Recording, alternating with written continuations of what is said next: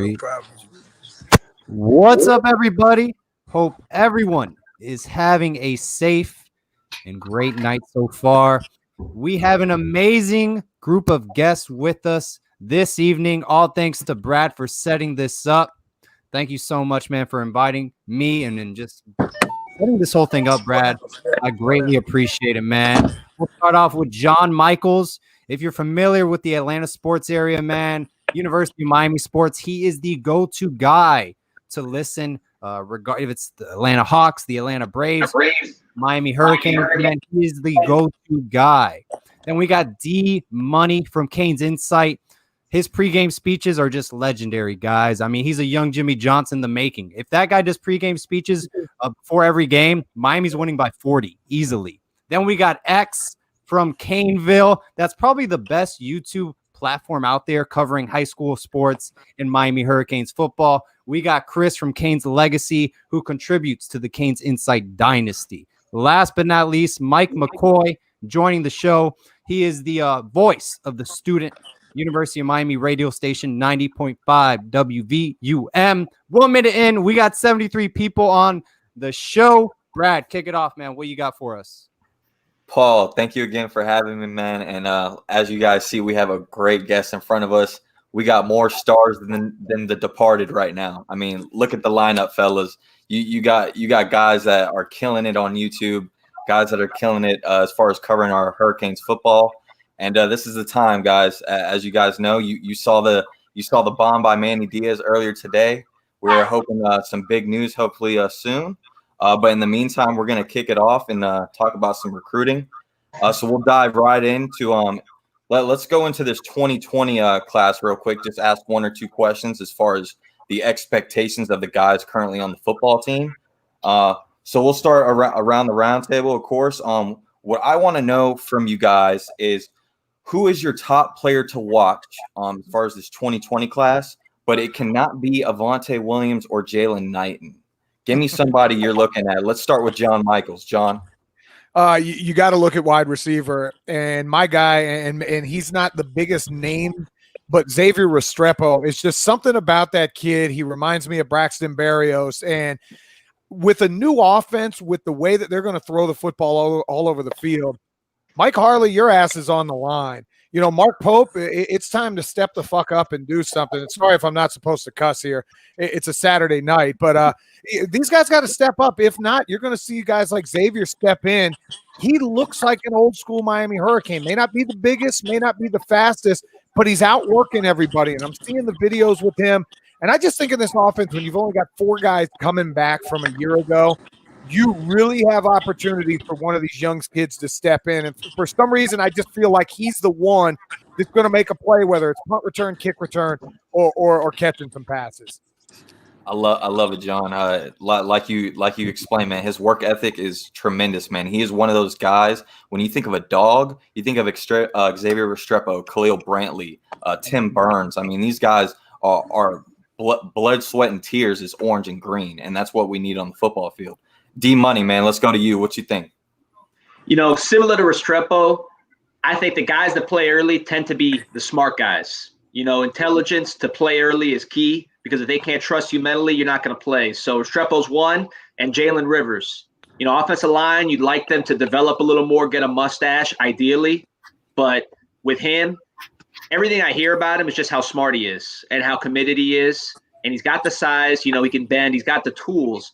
But the fact that he has the mind, he has the attitude, and you know Navon Donaldson, we've seen what happened with his weight and how that sort of limited him. Although he did start as a freshman as well, we've seen the weight limit him. Jalen Rivers was a guy that had weight problems early in his career and already lost that weight. So that tells me he's eating right, he's doing the right things, and really the intangibles. That to me is what plays early, is the intangibles.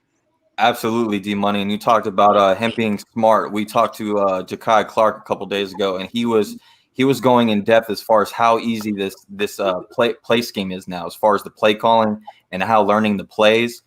He pretty much said if you're not in the playbook after a week or two, you don't know the plays by then. You're kind of like you're not really focused. You can learn this playbook in almost a month. So I mean, it's very easy, very fast paced. You talk about a guy like Jalen Rivers. He's already cut the weight. He's already very athletic.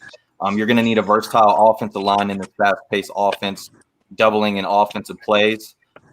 We got my boy Steph as well that just joined. Steph, what's going on? What's going on, fellas? X, let's go to you, man. Nobody really talks to these high school kids more than you right now, man. You're killing it as far as recruiting and on YouTube, man. Who do you think is going to be the 2020 breakout guy? And it can't be Avante Williams or Jalen Knight. It can't be Avante. From the first, we only had one week of spring so far.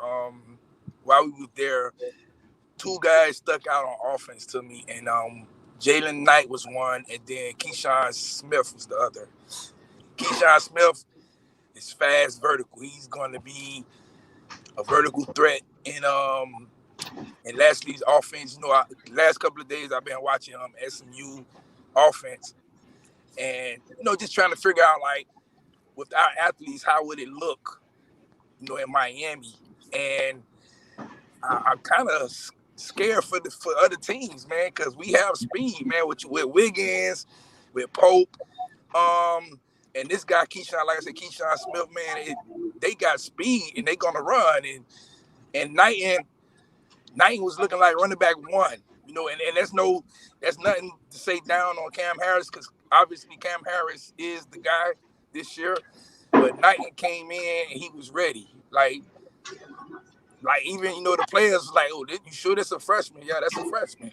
That's the freshman. He just got on campus, but he ready. Like, he came in ready. So them the two names that I say going to make immediate impact as far as offense. On defense, there's only one freshman I think that's gonna play on defense, and that's Avante Williams. That's just okay.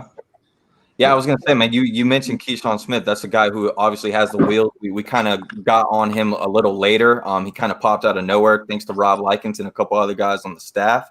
But you talked about watching SMU, man. Obviously, Prochet is the guy that pops out with all of his yards and touchdowns he has. But Keystone Smith is a guy that, like you said, is going to blow the top off, and he's going to create big plays.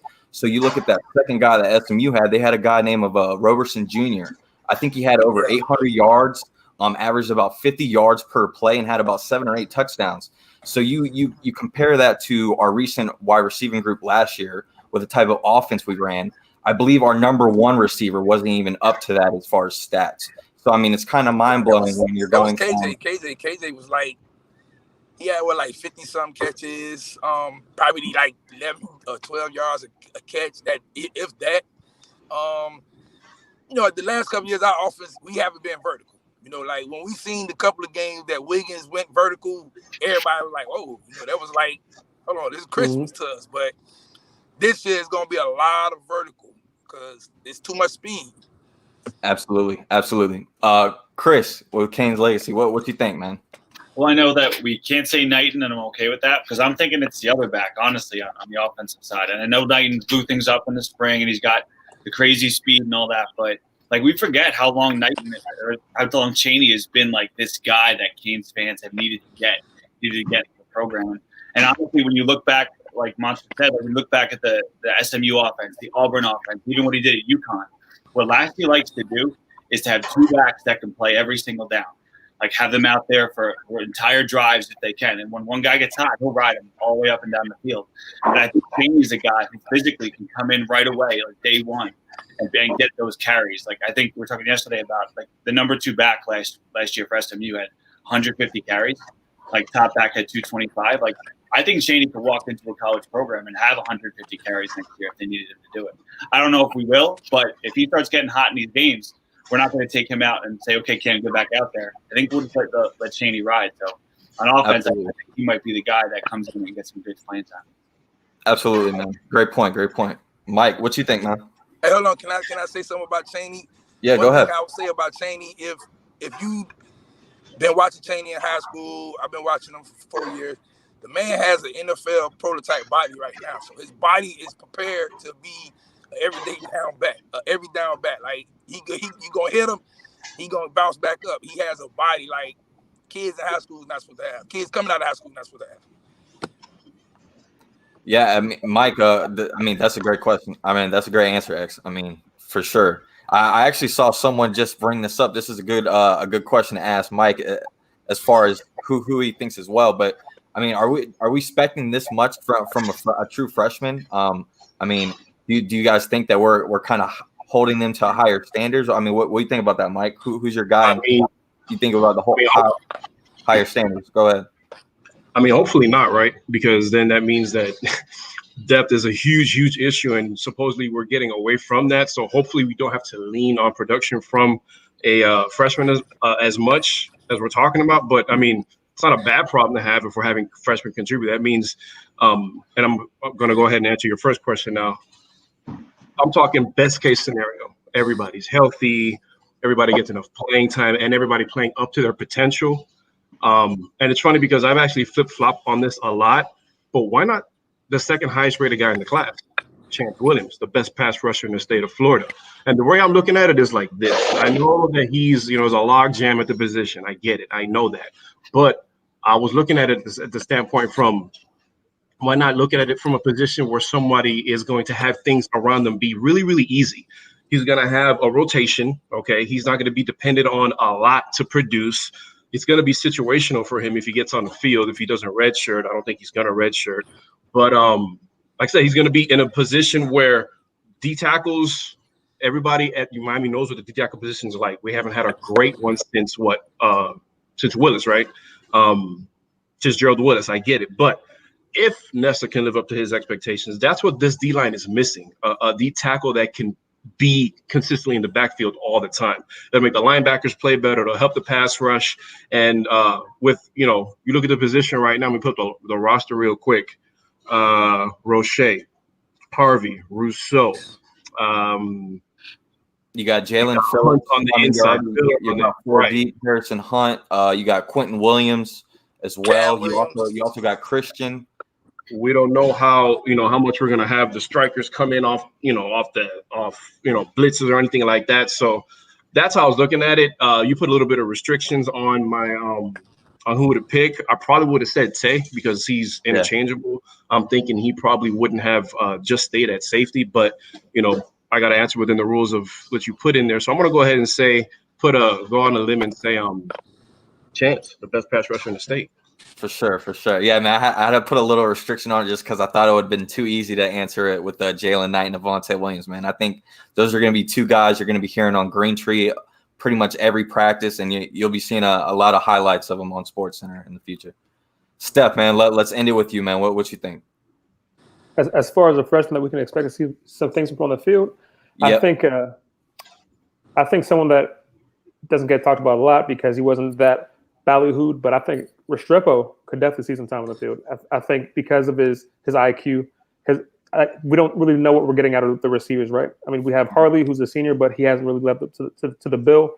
Same thing with Pope. Wiggins popped off a little bit last year, but we don't know what they really are because the offensive coordinators that were there didn't really do that well for the receivers. With that said, Restrepo is a new cat coming with a new coach. Coaches like the players that they bring in, right? So yep. Restrepo has a good chance to really show off what he can do. I mean, he has the ability, he has the mentality, he's a very, very bright kid, and he has the talent. I mean, the guy has a ridiculous shuttle, a very strong 40, and excellent hands. So if not just on punt returns where you just want someone that has good hands to catch a ball, you can put him in a slot, maybe if it's a late game situation, or if he does just come out in fall camp and blow things up, I think he might surprise the people coming up into this year. Okay, for sure. I mean, hey, that's two names, two guys already named Xavier Restrepo, man. I go back to work ethic, and I think that guy is one of those dudes who will be the first one in there and the last one to leave. And I think one thing you're starting to see is we're starting to get a lot of those guys, I think last year the reason why KJ Osborne popped out to a lot of fans was because he was that guy. We didn't have a leader. And the fact that we had a transfer from a school like Buffalo to be a senior, and he had to be dependable like that, it shows where we were in the locker room at that point, and that we just didn't have the work ethic at the time. And now you see that we're starting to get the right coaches built around this team. And I go to a guy like Garen Justice, man. That's one guy that pops out to me as far as work ethic, holding these kids accountable, and you're starting to see production. And a lot of guys seem a lot more happy. It's not a job anymore to be a Miami Hurricane football player. Okay. Now that you're able to have fun and go on Green Tree every single day, I mean, these kids are loving it. You see them on Instagram, you see them on Twitter. They're doing all the right things. But the reason why everybody is here today and why you guys are all here is to talk about this amazing 2021 class. I don't know where this all came from, guys. We just finished 6-7. We lost to a team up in Gainesville where I am recording right now, guys. And I can tell you, I hear them from about a mile away, and they're still crying. There's still dumpsters being on fire. I think I saw Dan Mullen's khaki pants in the swamp water earlier today with some retro 4 Jordans. I don't know what to tell you guys, but I definitely want to get some questions from all of you. Let's start with X, man. You are usually on top of the game as far as recruiting right now, man. Let's dive deep into one guy in particular that everybody's asking questions about. That's Leonard Taylor. You interviewed him and his mother not too long ago. Obviously, with what Gator Twitter and what Gator fans have done in the past week, it seems like Leonard Taylor is all Miami Hurricanes. There's still a few fans out there that still seem skeptical. He might be trolling. What do you have for the fans to say and why they should feel comfortable with this guy? Okay, the fans need to feel comfortable. No, I'm gonna say they have to feel comfortable because he's speaking of him, very humble kid. You know what I'm saying? He and the thing about the whole problem, all of them humble, all of them real humble. Jason Marshall, of course, he's real arrogant, but he's still humble at the same time. But Leonard Taylor is very humble. Everything he says is like he wants to do things that make his mother proud. He want to, make it successfully so he can make his mother not have to work and stuff like that. And that kids said it all the time, but looking at his eyes, he really meant it. Like he said, he would not stop until that happens. He got, he says he's Coach Stroud is recruiting him. He loves the way Coach Stroud teaches the technique. Obviously, Coach Stroud was one of the coaches who actually sent 3 first-rounders in a round at one time before, so that's whole weight. Absolutely. We lost some Mario Williams, a few other guys. Yeah, it was 3 of them. So and then the another main factor is 2 main factors that should let Canes fans know to be happy that we're going to get him is he wants to play in front of his home. He wants to play home. And we got to say the pandemic. The pandemic is a blessing to us. You know what I'm saying? Obviously, it's a crazy pandemic going on, but it's a blessing for us because we happen to keep the kids that we wanted to keep home. Absolutely, man. Yeah, you said it right on point, man. I agree with you completely, man. I have all faith that Leonard Taylor is going to be a Miami Hurricane, and I think he could be the next future in the making.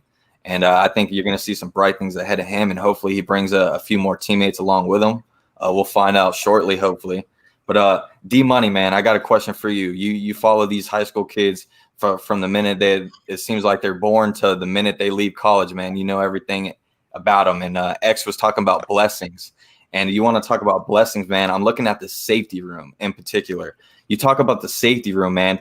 After this year, of course, you got Bubba Bolden and Gervin Hall and Amari Carter are pretty much 3 safeties, right? So Amari Carter's a senior. He's going to be leaving. We're mostly thinking that if we have a full season, a guy like Bubba Bolden is going to ball out like we all think, and he will possibly leave.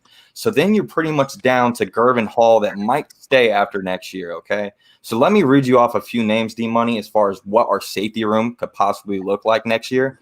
And I want you to let me know how these guys all either get on the field or what guys you can see moving to other positions. You ready? Sure. All right. So you obviously got Gervin Hall. You got Avante Williams. You got Jalen Harrell, Brian Balaam, Keyshawn Washington.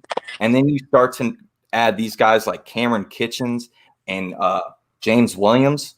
I mean, I look at the safety room, man, and I see at least 2 or 3 guys that can play multiple positions. I see 1 or 2 guys that might have to stay at one position. What are your thoughts on it? Well, it's like, look at the NFL. So you got Kelsey and George Kittle and those guys doing what they do. Christian McCaffrey, you know what I mean? Who's going to match up with those guys?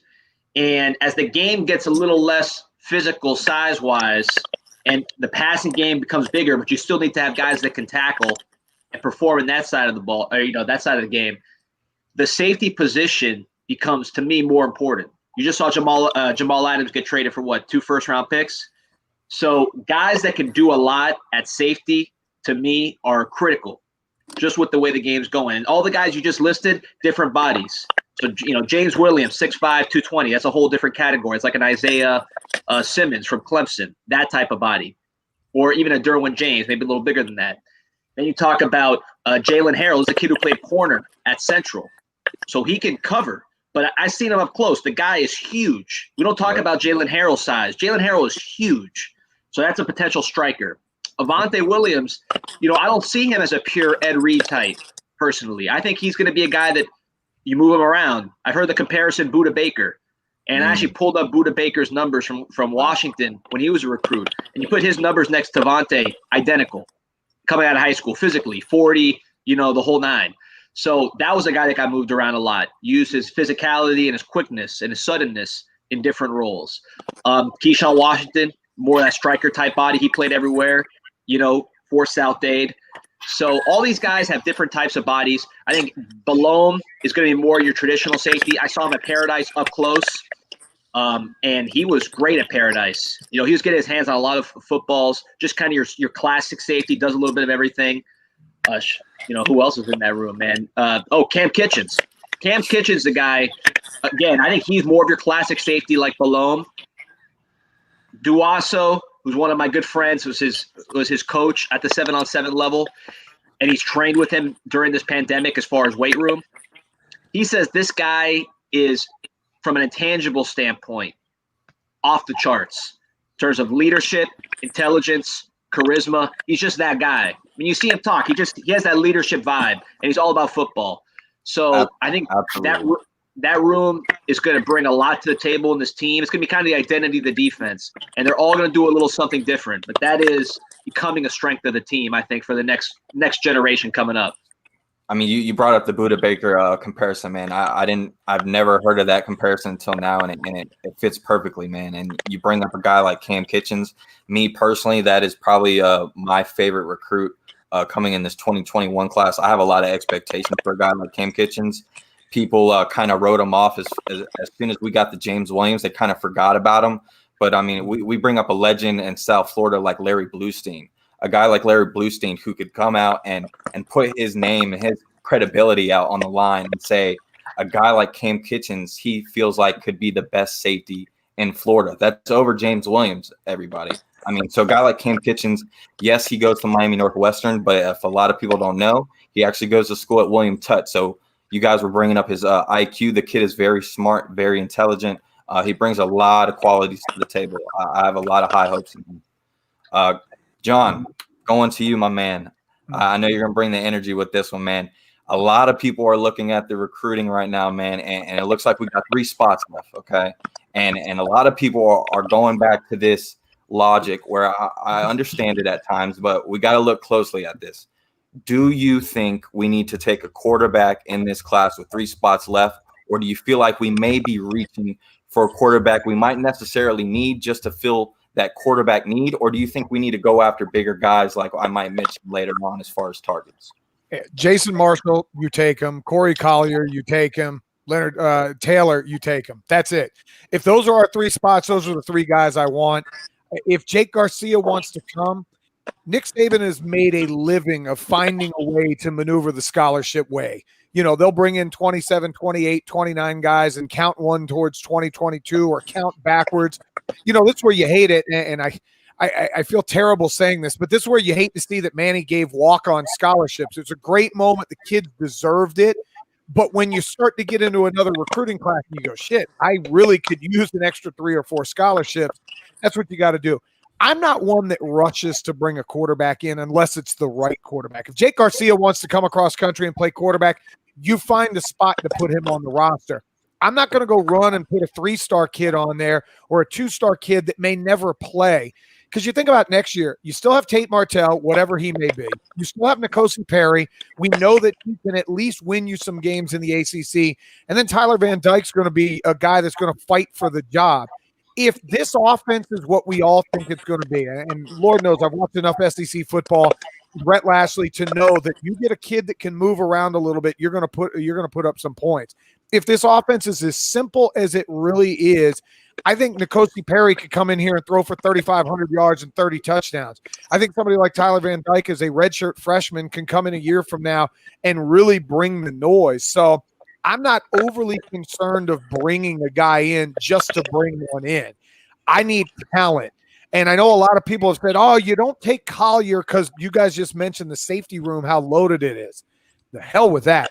I find a way to get these kids on the field somehow. Because I'll give you something that Miami stunk at for a long time that people don't want to talk about. Our special teams has been dreadful. Why were we – I think we were 103rd in kick return average, allowing teams to return the ball 103rd. And I get part of it, Bubba Baxa, kick him the hell out of school, send him to Houston where he belongs. But part of it was we didn't have guys running down, making plays. I go back and look at the 0-1 film. Go watch the national championship game. You've got Kellen Winslow making tackles. You've got Sean Taylor making tackles. Antrell Roll running down on kicks. If I've got 4 or 5 stars that you want to get on the field pretty quickly, run down there and knock somebody's ding-ding in the dirt on kick coverage. You go back in the 80s, and I know I'm dating myself now how old I am. There were times in the 80s and early 90s where for the season, we didn't give up 20 punt return yards. For the season. That's because we had guys that were dying to get on the field. And that's why I say I'm not going to reach for anybody. I get all the Palmetto kids. You talk about being outside of Gainesville. I'm 60 miles from Athens, Georgia. And I talked to Rusty Mansell this week doing a college football show up here. He's a big recruiting guy for 24/7 Sports. And me and him were talking about James Williams. He said Georgia is devastated they didn't get that kid because he literally was at Georgia on Sunday and committed to Miami, I believe, the next day. Yeah. So they thought they had him in the bag. They thought for sure he was going to come there. And he told me, he said, look, don't rush to make James Williams a linebacker or something else. They said, you put that 6'5" monster in the backfield, in the secondary, he's going to knock the crap out of somebody. So, no, I'm not rushing to grab a quarterback unless it's the right one. Perfect. I'm right there with you, man. I think I'm about to name some guys right now for my guy Mike and Chris to answer this question for me, but I'm looking at the possible targets. You named Leonard Taylor, you named Jason Marshall, and you named Corey Collier.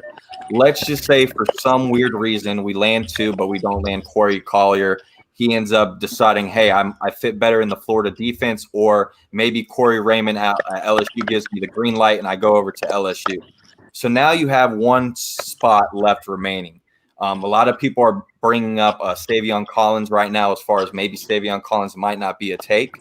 So just putting in perspective, let's just say, for instance, Savion Collins isn't a take, right? So now you got 2 more spots available.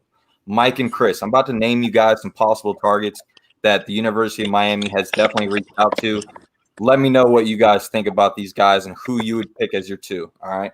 I got Mason Smith, who a lot of people are on the comments right now. A guy from LSU who a lot of people think are going to stay with Ed Orgeron and those Tigers. But I can promise you this, man. LSU was great last year, but half that staff is not there anymore. Like my guy Paul was talking to me about earlier.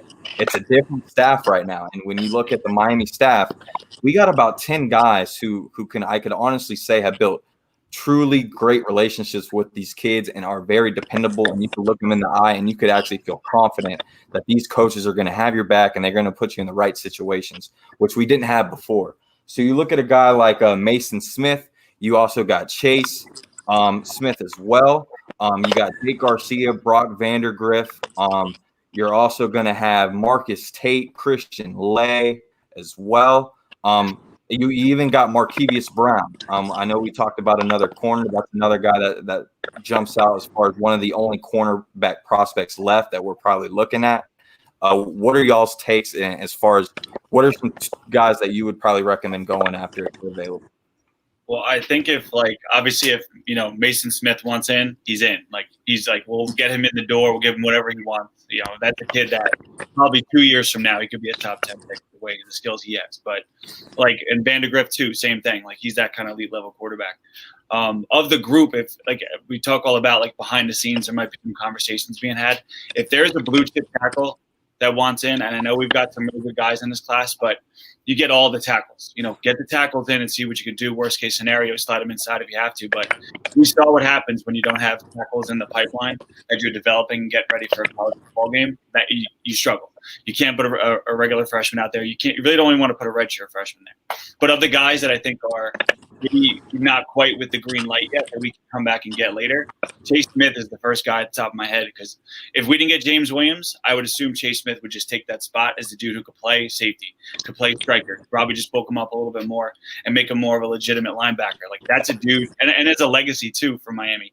That's a dude who can play all over the defense, and really, like as D-Money said before, as defenses get faster and faster to make up for what spread offenses are doing, this is the kid that can be really successful here and then go on to be a first, second round pick just because of his skill set and the athleticism he has, which is unique for a linebacker, which is the same stuff that we had late 80s, early 90s. Like, we had linebackers running 4.3s. So you get a dude like that, bulk him up a little bit. Even if he's 215, like, fine. 215 will work in college because that's a kid that can run and make plays. So Chase, yeah, for sure. Mike, before you answer, I forgot two guys I was very high on. I saw one of them in Paradise Camp last year, and he was killing it, which was Tyreek Sapp. I know he's very involved in Georgia, Florida, Miami, Alabama. He's another guy that would be great to add in the trenches. And then we talk about running backs earlier with Don Chaney and Jalen Knighton. But me personally, man, I look at this running back room, and even though we have Cam Harris and we have Robert Burns, I personally feel like both of them will probably leave after this year, because Cam Harris, I think, deserves to be in the NFL after this year as long as he proves what he's been doing. And as far as Robert Burns, he'll be graduated by then. I think he might be okay just leaving. So then you look at the running back room, and now we're down to 3 running backs again, okay? So I think a guy like Amari Daniels, even a guy like Keith Brown, if he's still interested, I think those are 2 more names to look at. Mike, what do you think? Well, I mean, in terms of a guy like right now, unless it's an automatic top 3-5 quarterback, like Vandegrift, then okay, yeah, you take him. But I'm looking at the game of football right now, and I'm kind of comparing it to basketball because it's kind of becoming positionless, at least on defense. Well, offense too. We all see what Spo has been doing with positionless basketball and having these guys play all over the place. Jokic started at point guard the other night for the Nuggets. I think it was one of their last like preseason games or whatever. So I'm just taking any athlete, okay? Any athlete that can produce, whether it's on the special teams or because you guys were just talking about, what to do on special teams to earn your way up the ranks, up the ladder, so you can play defensively. Reed played on special teams. Winslow, McGahee, Taylor, all these guys played special teams. DJ Williams played on offense his first year. On the field. So give me athletes that are going to be able to tackle on open space. I'll take a corner. I'll take a safety. A lot of these guys are interchangeable, and that's what it takes. I mean, that's what I think. I'm no insider or anything like that, but from the outside looking in, that's what it looks like Manny's doing. He's getting the best athletes and saying, we'll figure it out. We'll figure it out. Just come on this field, because something tells me that we're going to see maybe 8-9 DBs out there with James Williams on the line on one play on a 3rd and obvious, because I don't know if you guys remember this, but when Trajan ran back that pick 6, Amari Carter was on the D line. He was lined up at D tackle against Notre Dame. And when Trajan ran back that pick 6, there were 3 freshmen on the field with him, Garvin himself, and so was Carter.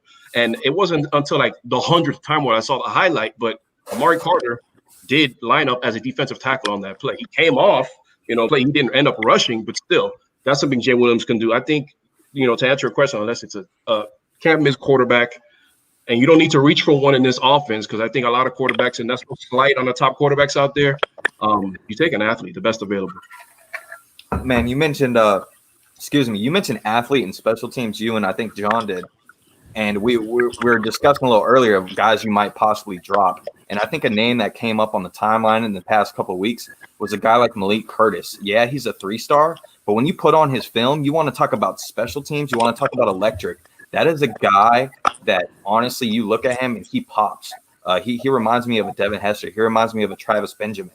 That guy is phenomenal. So, I mean, you look at the commits that we currently have right now, if numbers game starts to be an issue, I was about to bring this up with Steph and Paul to see what their thoughts were.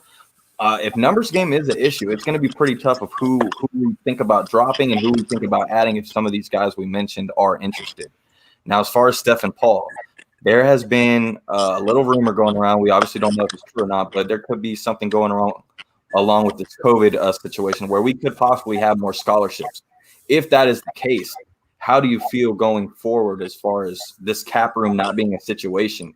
Do you think this staff potentially could land not only the best recruiting class we've ever had, but maybe the number one class in the nation this year? Well, I think if you look at it from a normal standpoint, we're in a good situation. You want to be in the best situation, which is having to decide between player one and player two who are tops of their positions. That's the best place to be. You want to be in that position. With that said, having the opportunity to add 5 or 8 more scholarships, because I think what the rumor is that they're going to allow teams that are not at 85 capacity to make up those scholarships. So I think right now we're at 75 or 76. So you're talking about another 9 spots, which is huge, especially with this cycle. The cycle is jam-packed with talent. And the momentum that Miami has, you can take that Chase Smith. You don't have to second guess on a Collier. I mean, I think it really adds just the go-get-it attitude that we already have, that we're already seeing established with the recruiting group. Now, does that mean that you absolutely just take all local or all positions of need? No. I mean, I think if you look at the NFL draft, it's not always the teams that take the position of need that are successful. It's the ones that take the best player available. So you can say, oh, we need a cornerback, and we're going to take a cornerback here, blah, blah, blah. But if Mason Smith is knocking on the door, you're not going to take Chase Smith, are you? So that's the kind of situation that best player available will get that spot no matter what. And that's how it should be, because if you're reaching for somebody that doesn't really, I don't want to say deserve that spot, but somebody that is behind the top guy, you're doing it wrong. For sure. Paul, what do you think, man? Nah, I mean, I'm definitely pulling for that. Look how much talent we may miss out on. You have Amari Daniels, who, he's a great running back that will do really well in this Rhett Lashley offense. There's another linebacker, Terrence Lewis. Regardless, I don't know what the situation was off the field, but X said it best. He was the best talent he's seen at the linebacker position since Willie Williams, the greatest that never was. So look at all the guys that we have. Potentially Mason Smith. He's from Louisiana.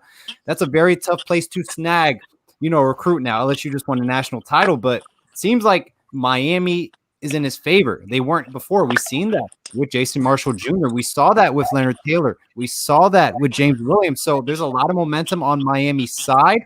Jay Smith is as well. Will he make this class? Corey Collier, we're kind of squeezing to get him in. Brock Vandegrift. Look, man, it's going to be very difficult for him to start at Georgia as well. You have Jamie Newman, probably going to get the nod this season. Then you have JT Daniels, who got a waiver out of nowhere. I don't know how, but he got it. Then you have Carson Beck in front of him. There's a lot of talent. You tell Brock Vandegrift, if you're a 5-star quarterback, the best in the nation, prove it this spring, because you have a chance to go ahead against Nick Saban in Alabama and show the whole world you're the best quarterback in the nation. So, hey, that's your pitch to Brock Vandegrift. James Williams flipped to Miami. Why not you? So, hey. Paul, that gave me some goosebumps right there, man. I like that. I know we talk about recruiting right now. I want to bring some energy to the fans that are watching right now, man. D Money and John, I need y'all to tell me what was y'all's first thoughts going on, trying without cussing, when you saw our ACC schedule and Notre Dame was not on there. Give us your thoughts. Go ahead, John. Goodness, I'll try not to curse when I do this. First of all, the ACC. Typical what they do to Miami, they go, all right, we're going to replace Duke, and we're going to give you Clemson, and we're going to give you Louisville, the 2 best teams from the Atlantic Division. Now, if you listen to my State of Miami podcast, I told you, scared money don't make money. I think there's some gentlemen on here that have probably played spades or tonk. We're all from South Florida. I'll always tell you, scared money don't make money. I'm going to come here and try to take your coins, and that's what I want to do with Clemson. But the fact that the ACC gives Notre Dame home game against Clemson, I believe home game against Florida State, and they missed Miami, Virginia Tech, and Virginia. I get what they're trying to do. They want in Charlotte, North Carolina in December for it to be Clemson and Notre Dame so we can have these 2 teams play again for the second time. I say this, and I don't know anybody that can see. Here's what I think of Notre Dame. Here's what I think of the ACC. I'm tired of your uppity asses. I am going to curse a little bit now. Your uppity asses wants to kiss Notre Dame's rear end. We beat their ass 41-8 the last time they played. You know why they didn't want that to happen again? Because their little buddies that it's okay. We're going to put Notre Dame in for this year. They didn't want their asses kicked on national TV again on a Saturday night where Kirk Herbstreit and Chris Fowler, even if there was only 20,000 Miami fans, it would have been the loudest building they were in the entire year. I hope we get a shot at Notre Dame. I want to mud stomp their ass. I can't stand. I'm an old guy. I'm 45 years old. I hate Notre Dame with every ounce of my existence. And I can't wait to play Clemson, by the way, because they're little lovable fans that popped out of nowhere 4 years ago. You ever been to Clemson, South Carolina? There ain't a damn thing to do in Clemson, South Carolina, unless you're watching football. That's it. Of course, the ACC screwed us, and they just didn't want Notre Dame to get their ass kicked by Miami because they could see what's coming. ACC ain't stupid. They look around and go, all right, Miami may have sucked last year, but Manny Diaz has done some good things this offseason. I hate the ACC. Don't get me started. I cannot stand the ACC. I'd rather go back to the Big East. Completely agree. And Notre Dame tried to cut the check and just give all the ACC teams a part of that NBC money to not play Miami. So I thought that was kind of messed up. D-Money, what do you think about not seeing Notre Dame on the schedule? And then also what I want to ask you is, obviously we're playing Clemson this year. Where would you like to see Clemson fall in the schedule and feel the most comfortable playing this Clemson football team? Yeah, I mean, I don't really care about not playing Notre Dame, to be honest with you, because, okay. I mean, that's been settled. You know, you can go on YouTube and you can watch that game. You can see what happens. So that's been done. You know, the last image you have of them is that quarterback crying, not knowing what hit him. You know, the fans looking shell-shocked, going back sad to Notre Dame, to South Bend. You know, that's done. That's been proven. So what more is there to do with that one? To me, I would rather play Clemson because that is how you truly advance. That's how you truly show people that Miami is different this year, that we have a quarterback, that we got these first-round picks, we have defensive ends, we got weapons now. We have more bullets in the chamber. That's, to me, is more important. Notre Dame, that's what there's nothing to think about there. That's been done. It'd be fun to beat them again for sure, but they're not going to do anything. You know, they're not going to do anything in the ACC. They'll be middling. They'll lose the big game like they always do. As far as Miami's concerned, Miami's made its statement against Notre Dame. Clemson, look at the Clemson game on YouTube. It's uglier. There's ugly games on YouTube. If a kid's thinking about Miami and Clemson, they're not thinking of them in the same category. You know, that's fair to think. So I want to change that story. That's what I want to see. I want to see going up there instead of Malik here, who's, you know, UAB type of quarterback. You go up there with De'Aaron King. You're talking about big-time quarterback, Heisman candidate quarterback. I want to see how that looks in Death Valley. I want to see a quarterback clash. I want to see Rousseau, Roche, Jalen Phillips, Sackett Lawrence. That's what I want to see. We're going up there with a little more ammo this time. And as far as the schedule, I'd say probably middle to late, just because I want this offense to get his gears. It's a different kind of offense. Conditioning-wise, it's different. Just the pace. You know, it's a rhythm offense, so I want to get that rhythm a little bit. And then middle of the season, end of season, you play Clemson. They'll probably be undefeated. You know, they're going to be feeling good about themselves. They haven't been challenged. And see if they can block Rousseau. See if they can block Roche. See if they can stop this offense. Because it's going to be a different look than what they saw last time we went up there with Rozier and, you know, this kind of 1990s offense. It's going to be a different look. So I want Clemson. Notre Dame, that's been done. They haven't won a championship since, I mean, how old were the people in this chat the last time they won a championship? They're black and white. They're black and white. They're leather helmets. I'm not worried about leather helmets. Clemson's now. Let's get Clemson. Cleveland Gary didn't fumble in 1988, so they shouldn't have won the damn championship then. They stole a championship back in 1988 from us, and it's a good thing there wasn't a college football playoff because we would have mud stomped them the second time we would have played them. D-Money, I'm with you. 96-3. 96-3. That's the score of the last two games that we played Clemson. I made a drive from Atlanta to Charlotte. I had to work the next day for a Falcons game. It's one of two Miami games I've ever left early because it was 38-0 and Mark Ricks being a pansy ass, kicking a field goal, trying not to get shut on national TV, and I had to get back to work. I want Clemson. I said that on my podcast. Like I said, scared money don't make money. You're not going to win and get to a college football playoff beating Duke and North Carolina. I want to play North Carolina first. I want to see Sam Howell's little scary ass and all the people. Oh, look at North Carolina. It's great. You went 7-6. You won one more game than we did, And if we could stop a 4th and 17, nobody would have had those problems. Bring them to Miami week 1, and let's beat the dog crap out of North Carolina. I wish we could have fans there. Me and Mondo and Cutler Ridge Laz and, all of you guys. I'll have the Fireball gummies. I'll have the Tito's and Red Bull, which I have right here. I want North Carolina game 1. I don't want UAB game 1.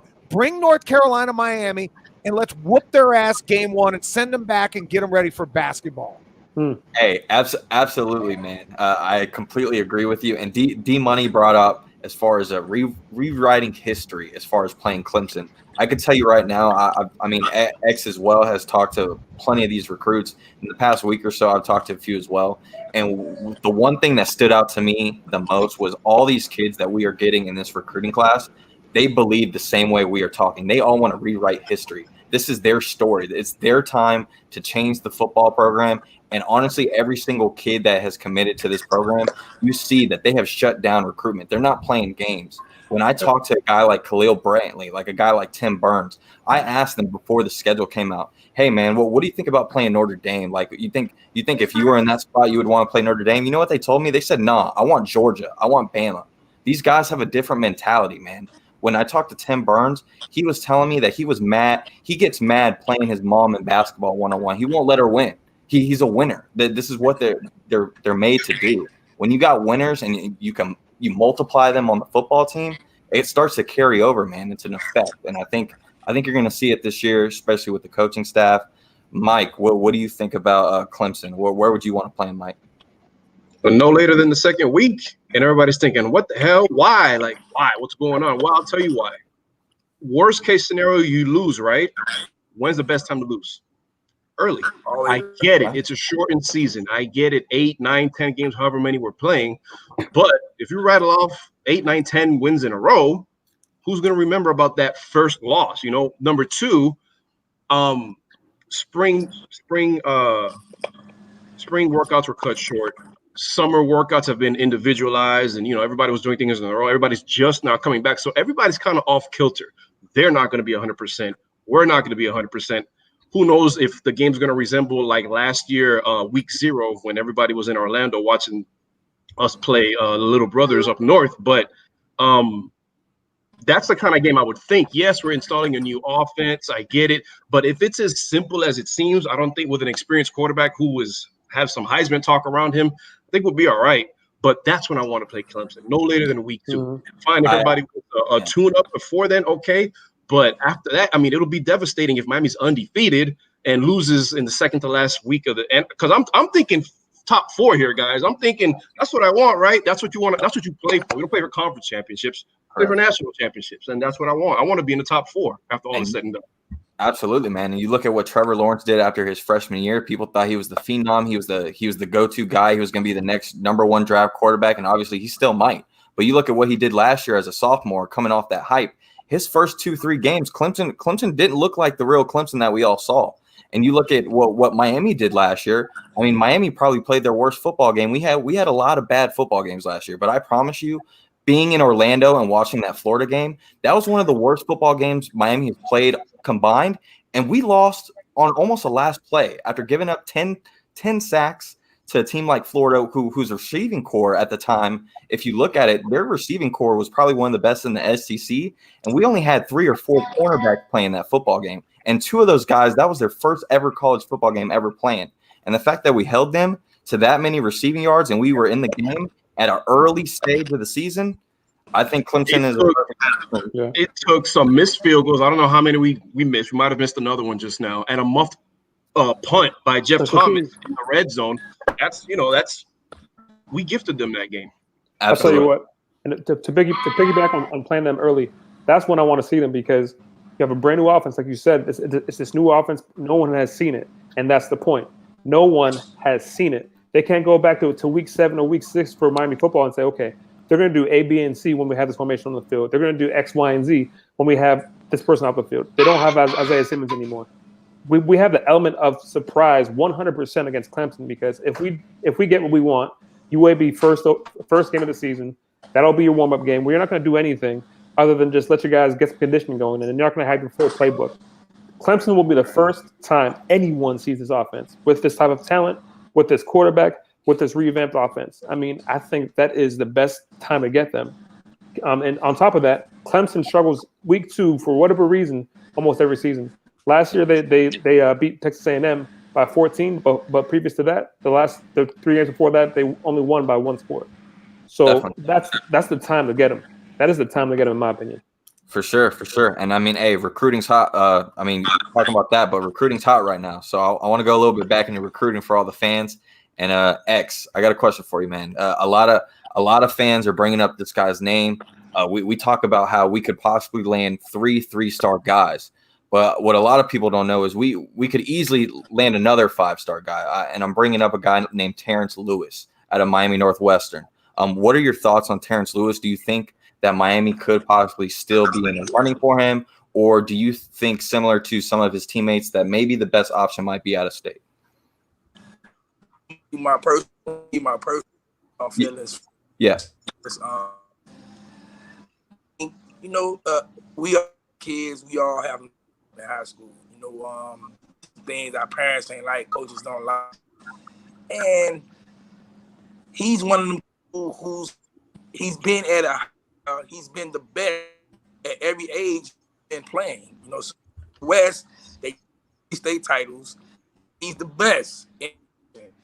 So hit the rambling in your head, okay, I'm the best. I could probably pretty much what I want to do. You know what I'm saying? Situation happened. Schools backed off from a lot of schools, not just UM, a lot of other big schools, and it hurt them. You know what I'm saying? Because one thing about kids, you shouldn't give up on them just because they mess up one time. You know what I'm saying? They mess time, okay, and try to make what they did. I personally want him in Miami, around family, around kids that he played with, because they gonna motivate him to keep his head right. You know what I'm saying? And to do better. Now, as a fan, you take him. It's an open spot. Take him. Like, you do not linebacker in the nation. Too much talent, right? I mean, you talk about a five-star guy out of South Florida. I mean, if you're a 5-star kid and playing Miami high school football, I mean, your talent is through the roof, man. There's no question. Man, and the kid could run. He could cover. He could hit. He got a high IQ on the football field. One thing a lot of people don't know is when he played Little League, he always played above his age. So he was in 12, he was playing with 13 years old, you know what I'm saying? So he got the mentality of college right now. When I say he's best physical linebacker since Willie Williams, linebacker talented with that skill set. It's a lot of names that everybody brought up. I was like, man, physically, don't got a guy that's 6'2", 200 something who could run with a running back, slot receiver, and he could come down in the box. And you take that guy. So I know you guys are speaking about opening up, man. Look, if Terrence Lewis won in, he gonna get in. If the Mason Smith kid won in, they getting in. You ain't gonna find a way for these kids to get in. It's no ifs, ands, or buts about it. Absolutely. You got 4 spot, them kids getting in. That's it. Like you're not turning down them players. And then anybody that's on our committed roster right now, I don't think anybody's getting dropped. The only names you can say, and people say Savion Collins, and I don't even think he's a drop. I just think it's on him. You know what I'm saying? Okay. It's if he want to stay or if he don't. You know what I'm saying? Okay. Hopefully he want to stay. And we still make room. The Malik Curtis kid, me personally, I was like, okay, where is the staff? Are we recruiting them offense and special team? At first, it was a cornerback. So I was like, I wouldn't waste that specifically for a corner who can't play cornerback.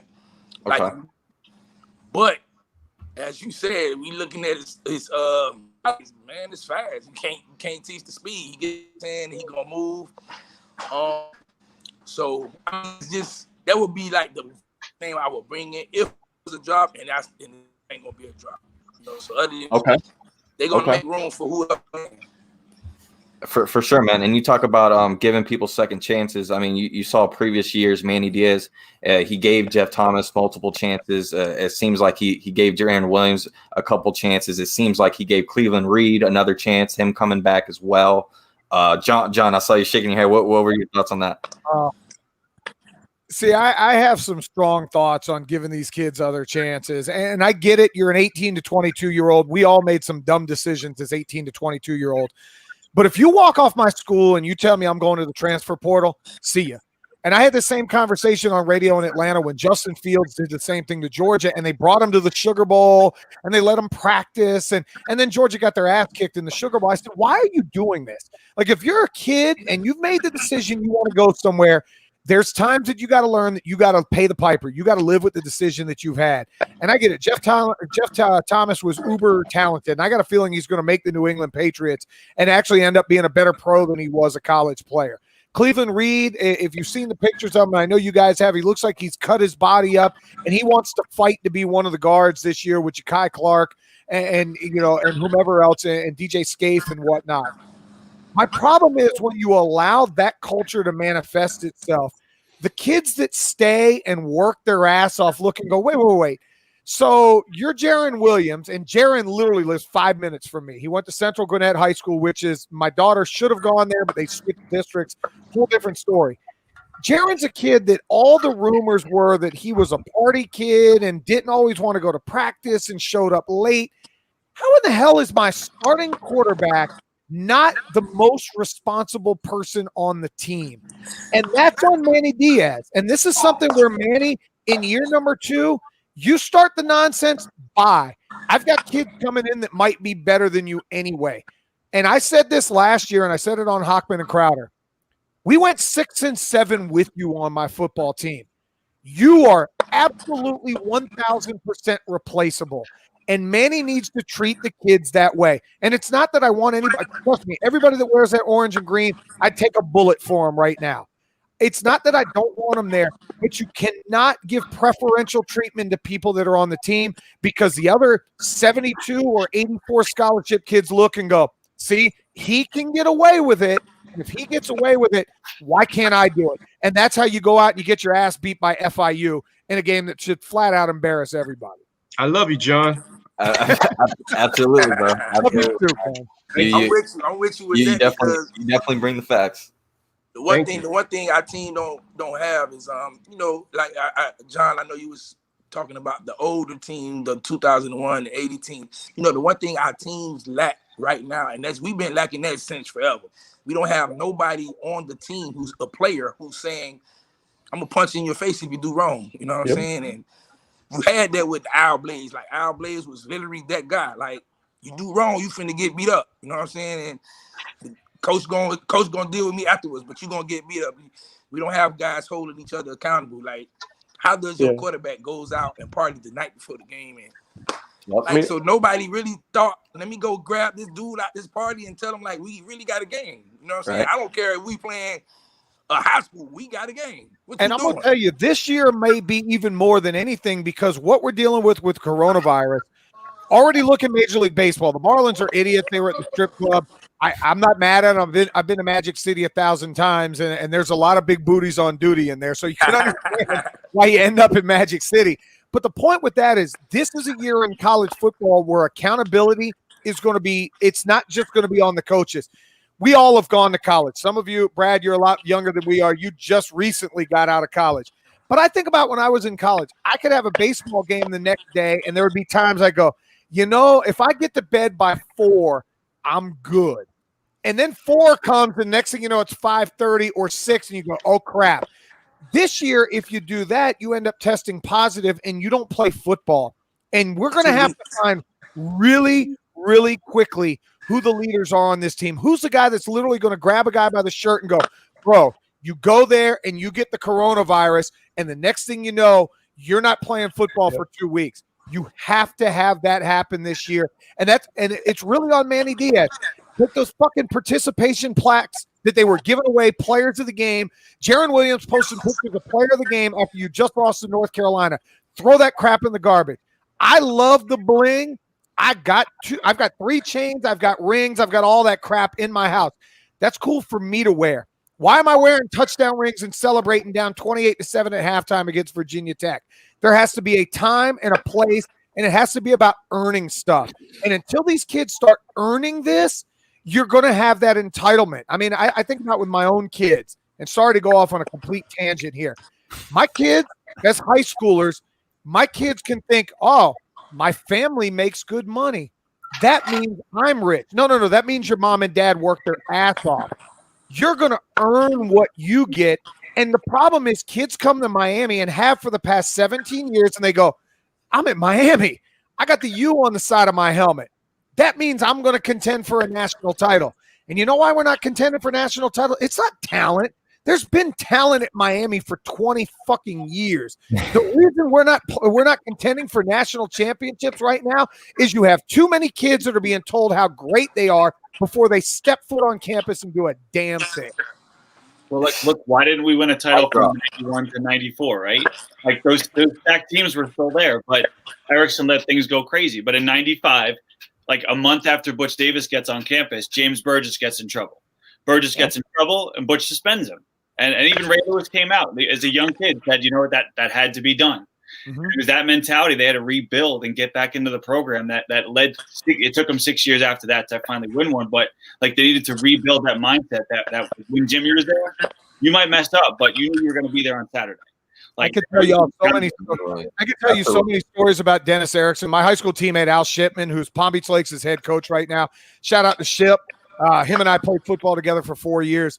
I can tell you stories from Dennis Erickson of what they were allowed to get away with that Jimmy Johnson would have kicked. And you just mentioned it. Jimmy Johnson would have kicked the whole damn team off. They lost to Alabama in the national championship game. And I can pretty much confirm that those 2 weeks on Bourbon Street, they didn't give a damn about Alabama. They were out partying. They were out drinking. They were out having they were being Miami without winning a championship. And then Eric Curry and John Copeland beat the hell out of our offensive line. Gino Toretto's a good buddy of mine. Gino was getting hit left and right. I mean, it's insane. We've got to get back to that mentality. Definitely. Absolutely. I mean, you're preaching to the choir, it feels like, man. And going back to earlier, man, you start to get these Miami Northwestern boys. You start to get these Palmetto boys. It seems like we're starting to build a foundation out in Columbus now as well. You got Ryan Rodriguez in this 2021 class, and then hopefully the following year we could land a guy like Julian Armella as well. So you start to keep these South Florida guys here in town. Hey, let me give y'all a little fact about UM. People don't know this, but I was told this and I was shocked, and I was like, "Wow, that's interesting." I tweeted out a couple of weeks ago, and I said, the Columbus pipeline to UM is stronger than ever. The coach for Columbus told us that every national championship that the University of Miami have won, a starting O-lineman for that team was from Columbus. When he said that, I was like, "Wow!" And I said, "We just got Ryan Rodriguez. Yep. We're going to get the other Armelia. Armelia, yeah, for sure. Wow, man, that's a crazy factor right there. I mean, head in the right. And for sure. And you got Jabril Ishmael. I was just about to bring him up actually to Chris. I saw someone on the message boards earlier today. I don't know how true this is or if this is a possibility. If Chris doesn't know and someone else on here does, feel free to let me know. But there was a possibility of maybe Jabril Ishmael. Everybody knows his father, Vic, who does strength and conditioning for UM. Is there a possibility that we can use Jabril Ishmael's scholarship and it won't be counted towards athletic? Well, is that a possibility? No. A couple of years ago, I know they changed the preferred walk-on rules to give them pretty much like expanded. They could do all the things, or most things that the scholarship guys do. I think being board would still be something that he'd have to pay for. I think on the message boards too. Like the one thing that people have a problem with is you don't want to present to the kid like, "Hey, we know you're good enough to be on scholarship, but here's what we're going to do." Now, if the kid were to bring it to the program and say, "Hey, here's what I'm willing to do. I want to get one other guy. I want to get Amari Daniels." Then that's great. And I would expect of it. All you hear from the kid is, super, super high character. His dad obviously being involved forever. If the kid brings it to the program, then I think it's a really wonderful option for all of us because it gets you that extra scholarship if everything else doesn't seem to work out. But I wouldn't bring it to him because I wouldn't want to take his moment, take his scholarship. Kid grows up dreaming of that since he's, playing football. First time he puts the pads on. So I wouldn't take it away. But if he wants to put it on the table, then it could only be an advantage for us. Sure. Absolutely. Paul, you obviously helped me set all this up, man. I know I've been asking a lot of questions for these guys. I want to pass it off to you for a little bit, man. You got any questions for these legends we got on the show today? Yeah, I got one question for everyone. We'll start it off with D Money. I think this would be a good question for him. Randy Shannon went to Miami Norland, local Miami guy, great defensive coordinator. Manny Diaz from Miami Shores went to Miami Country Day, great defensive coordinator as well. Both had really good recruiting classes. Patrick Peterson was even committed to Miami in the #1 recruiting class in the nation. It was that stacked. We locked down Booker T. Washington, Miami Northwestern, South Florida. Manny Diaz, very similar. We're locking down Miami Palmetto down south, and we're locking down Miami Northwestern as well. Besides funding, what are some key differences besides Randy Shannon and Manny Diaz? Both were first-year head coaches. I'd say number one, Shannon never went anywhere. So Shannon was in Miami Hurricanes. He's at Miami Dolphins. He didn't know anything. Not because of his own ability, just because of his own experience. He never got around. Manny went to the SEC. He went to Texas. So he learned a lot more than Shannon. Shannon had great coaches. I think people forget that Shannon's assistant coaches were off the charts. You got Jeff Stowell was the best offensive line coach in football for the Philadelphia Eagles. That was our offensive line coach. You had Wes McGriff, my boy, the crime dog. He's doing great things at Auburn. He's been in the NFL. You had a lot of NFL coaches on that staff. But I think Shannon just didn't have the experience, the worldliness. And organizationally, I would say Manny's a little better. In terms of their philosophies, they're both 4-3 guys, but different. Manny will always bring pressure, even if he has a great defensive line. If Shannon has a good defensive line, he's going to ride with that and be safe, typically. So there's different philosophies there. What Manny needs to show me and show everybody else is a team going to respect him? Because when you lose games like they lost, the FIU-type games, Duke, the no-shows coming out of buys, that's not respecting your coach. That's not respecting your opponent. That's just lack of focus. They were up for big games. When they played Virginia at night, they were up for that. They were up for the Florida game. They were up for the FSU game. Those games were not a problem. It's the discipline week to week that was a problem. That goes to Manny. That's what Manny needs to correct. And I think part of it, number one, John touched on this. No second chances to your Jeff Thomases. No second chances to Jaron Williams. Navon Donaldson, if you're not going to get in shape, you're on the bench. Things like that, accountability things, are going to be key for Manny in year 2. I think he's doing a good job of recruiting the right guys, but he's going to need to hold good players accountable. And then I think the real big difference, and this is out of Manny's hands, but I think it's going to be critical to Manny, look at Derek King and how he conducts himself. You could tell the guy's learned a lot from his dad. He's playing for his dad. Of course, his dad unfortunately passed away, but his dad was his coach. His dad really got him on point and got him to be a football-oriented individual that is just focused and what you want in a quarterback. We had Marv. We had Weldon. We had Kevin Olson. We had, even Ja'Cory and Morris weren't bad character guys, but they got a little loose. Jaron Williams, what we saw this year. We've had so much bad character in the quarterback room that if Derek King is what I think he is off the field, forget about the dynamic skills, the athleticism, the passing, forget about all that. If he's the person that he appears to be, football-oriented and just brought up from a young age the right way, I think that's going to make Manny's job a lot easier because he doesn't have a quarterback, like Tate Martell on Instagram or, Nkosi Perry on Pornhub, you know what I mean? Or Jaron Williams, who the hell knows where he's at. That you can't win like that. I don't care if you're Bear Bryant. So the quarterback is going to make Manny's job a lot easier. By the way, I'm not mad at Tate Martell. Kiki Passo's a hot piece. I mean, I'd be on Instagram too. I'm not going to lie to you. By the way, you guys see what James Williams doing right now on social media? He is firing off tweets, so I'm wondering if we're going to get a Taylor or a Marshall commit here pretty soon. I'm with you, John. I was hoping no one saw me on my phone. I was like, oh wait, what's playing? It's rumors. It's rumors speculating that we supposed to get somebody to pop tonight. Yes, sir. Pretty soon. You know, I told everybody keep asking me. I say, man, look, I'm concerned about August 6th, like, cause one thing about Footballville, Caneville, you know, we let the kids, you know what I'm saying, we let the kids enjoy their moment. You know what I'm saying? I'm not trying to spoil nothing. Like, the kids gonna do it, and we come in after that. So, James Williams, like I kind of knew about his situation that he was gonna be a Cane, you know, kid since he was young playing Optimus, the little league ball.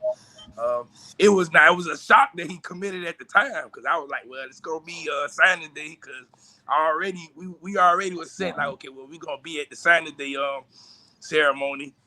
And then the next day when I heard he got back from Georgia, and I'm like, oh, hold on, he did what? Oh.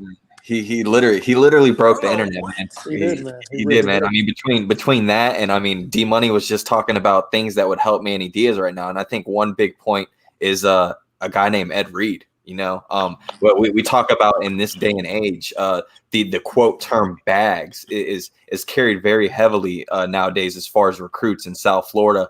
It seems like every cycle that seems to be one of the excuses that Cane fans bring up, that we don't have the bags. Well, let me tell you guys something. Ed Reed is our bags, okay? Ed Reed is doing a lot of things off the spectrum that a lot of people aren't seeing. When you have a high school kid who's 16, 17 years old, he could hop on YouTube and pull up your YouTube clips of you dominating football, and pretty much any receiver or running back or guy that you grew up watching having your jersey on your wall, and you see a guy named Ed Reed knocking their head off, and he's a phone call away. That is a big difference. And I think that also brings a big key to as far as what Manny's doing. I mean, he's starting to put the right guys around him. We saw what he did with Dan Enos last year. Unfortunately, it was his first time being a head coach, and with anything you do for the first time, you kind of mess up sometimes. And the key to doing something on your first time and messing up is learning from your mistakes, right? Exactly. So I think now we're seeing Manny Diaz is starting to get the right guys around him. You have 3 to 4 guys that honestly could easily be a head coach in the future. You look at a guy like Rob Likens, a guy like Garen Justice, a guy like Rhett Lashley. Those are 3 guys that all got put in on this offense and has changed things tremendously. I talked to Ja'Kai Clark, who's an offensive lineman, and he told me the 2 guys that were on staff last year that stayed on the offense, which was Coach Fields and Coach Hickson. Even though he's an offensive lineman, he was able to see the difference of how these guys brought the mentality every day to practice and the energy that they brought just by having new guys around him. And I thought that was a huge key to where, like, man, Manny Diaz might actually have hit a home run. I mean, I know it's lightning in a bottle. Well, a lot of fans don't like to bring this up, but you look at LSU last year. 2 years ago, Ed Orgeron was a head coach that a lot of people had on the hot seat. He was a guy similar to Manny Diaz, where he had a defensive background, but he didn't have the offense there. What did he do? To Troy. Remember they lost to Troy. Oh, correct. Yeah. Correct. I mean, what did he fire him? Exactly. And what did he do? He got a quarterback who caught lightning in a bottle and was somewhat proven. He got a offensive coordinator who was a genius, and he turned a wide receiver in Jamar Chase, who only had, I think, like 300, 400 yards in 2018, and in 2019 he had 2,500. So I mean, SMU and LSU are the only 2 college football teams last year to have a quarterback for over 3,900 yards, a running back for over 1,200, and a receiver for only 1,200. And Rhett Lashley took care of that. So let me make a point about last year's team. One thing where Manny Diaz messed up at was the premature hire of Dan Enos. Now, a lot of people don't understand. Pretty much in the mid-season, it was a lot of ruckus going around with Dan Enos. So you can't really fire him or take away his play calling when you don't have anybody else who could do it. So on offense, we didn't have nobody. Like, once Dan Enos was pretty much knew he was gone for the bowl game, who gonna call plays? Because nobody else is able to. So now you look at the steps that Diaz made. He hired Lashley, Likens, and he hired Coach Justice. Them 2 can call plays if Lashley messes up. You know what I'm saying? So now he got some staff in place where, okay, they helping each other. You know what I'm saying? Yeah. I'll be honest, they would have been better in the bowl game not calling plays. They would have been better letting Jalen go through that 35-page play sheet that he had on his wrist and aggravated the hell out. He could have taken plays off of there. I mean, that's the most embarrassing thing that I've ever seen Miami do. Don't forget my dog Stephen Field. Palm Beach Lakes again. That's 2 Palm Beach Lakes. Yep. Hey. So here's my quick story about Stephen Field. He was a freshman when I was a senior. We had a mass media class together. Steve and I did the quote unquote news of the school. Steve, we knew was going to be a baller. Like, when a kid comes in at 14, you're like, damn, this dude's better than every tight end we have on the roster. And that's what we had with Stephen Field. I'm actually trying to work on getting him on my podcast because I've got a Palm Beach Lakes football chat with a bunch of us that all played together. And he was like, yeah, I will if I have some time. I know it's kind of tough with that. But what Manny's done better than anything, think about Golden, even Shannon never really replaced guys with the right guys. Shannon tried. He got rid of Patrick Nix, and then he brought in, what was my guy? Mark Whipple. And Whipple did well. And I like Whip. Golden never would get rid of his little butt buddy, Mark D'Onofrio. He kept him there the entire time, playing 15 yards off the ball and giving up, being the 100th ranked defense in the country. Manny looked and said, I can't do this. If I keep the guys that are there, I'm going to be fired. Mm-hmm. Truthfully, for me, I would have fired his ass in December. You'd have lost to FIU. I'd have ran his ass out of town. But obviously the school doesn't have the money to continue to do stuff like that. Manny did something that nobody else was able to do, and that was get rid of the people that he didn't like. He brought in guys that can coach, and he brought in dog on the recruiting trail. This is something we haven't had dogs like this that are out there going, I'm going to go get the guys that Kirby Smart's going after. I'm going to go get the guys that Nick Saban's going after. I can't tell you how tired I am living in SEC country. Stoney Michel playing in Georgia. I'm sick and tired of seeing Jerry Jeudy and Calvin Ridley playing at Alabama. These are Miami kids that back in my day, and I say my day because I'm getting old, you roped it off. State of Miami. Those elite kids, even when we weren't great, they stayed home. And now we're getting these dudes to stay home again. I'll tell you what, John, on top of that, I mean, you look at who is on the staff now. We have an entire stable of recruiters. You have, like you said, you have Field. You have the most underrated hire of the whole entire offseason. Lockett is on staff now. You have dogs that are bred in South Florida. They know South Florida like the back of their hands. And so, I mean, you saw what Lockett did for FSU. You know what Field did for Oregon. You know what these guys are going to do for the South Florida team, for the South Florida region. I mean, you want to talk about putting a fence around West Palm and Broward and Dade and making that your home field. They're doing that right now. I mean, it's the best thing that you can do is to get guys that can do it on the field and off the field. And let's not forget David Cooney and DeMarcus Van Dyke. Two more guys for that. I mean, everybody's so glued to social media, man. I don't think anybody on staff drops better gifts than those guys. I mean, they're so relatable to these kids.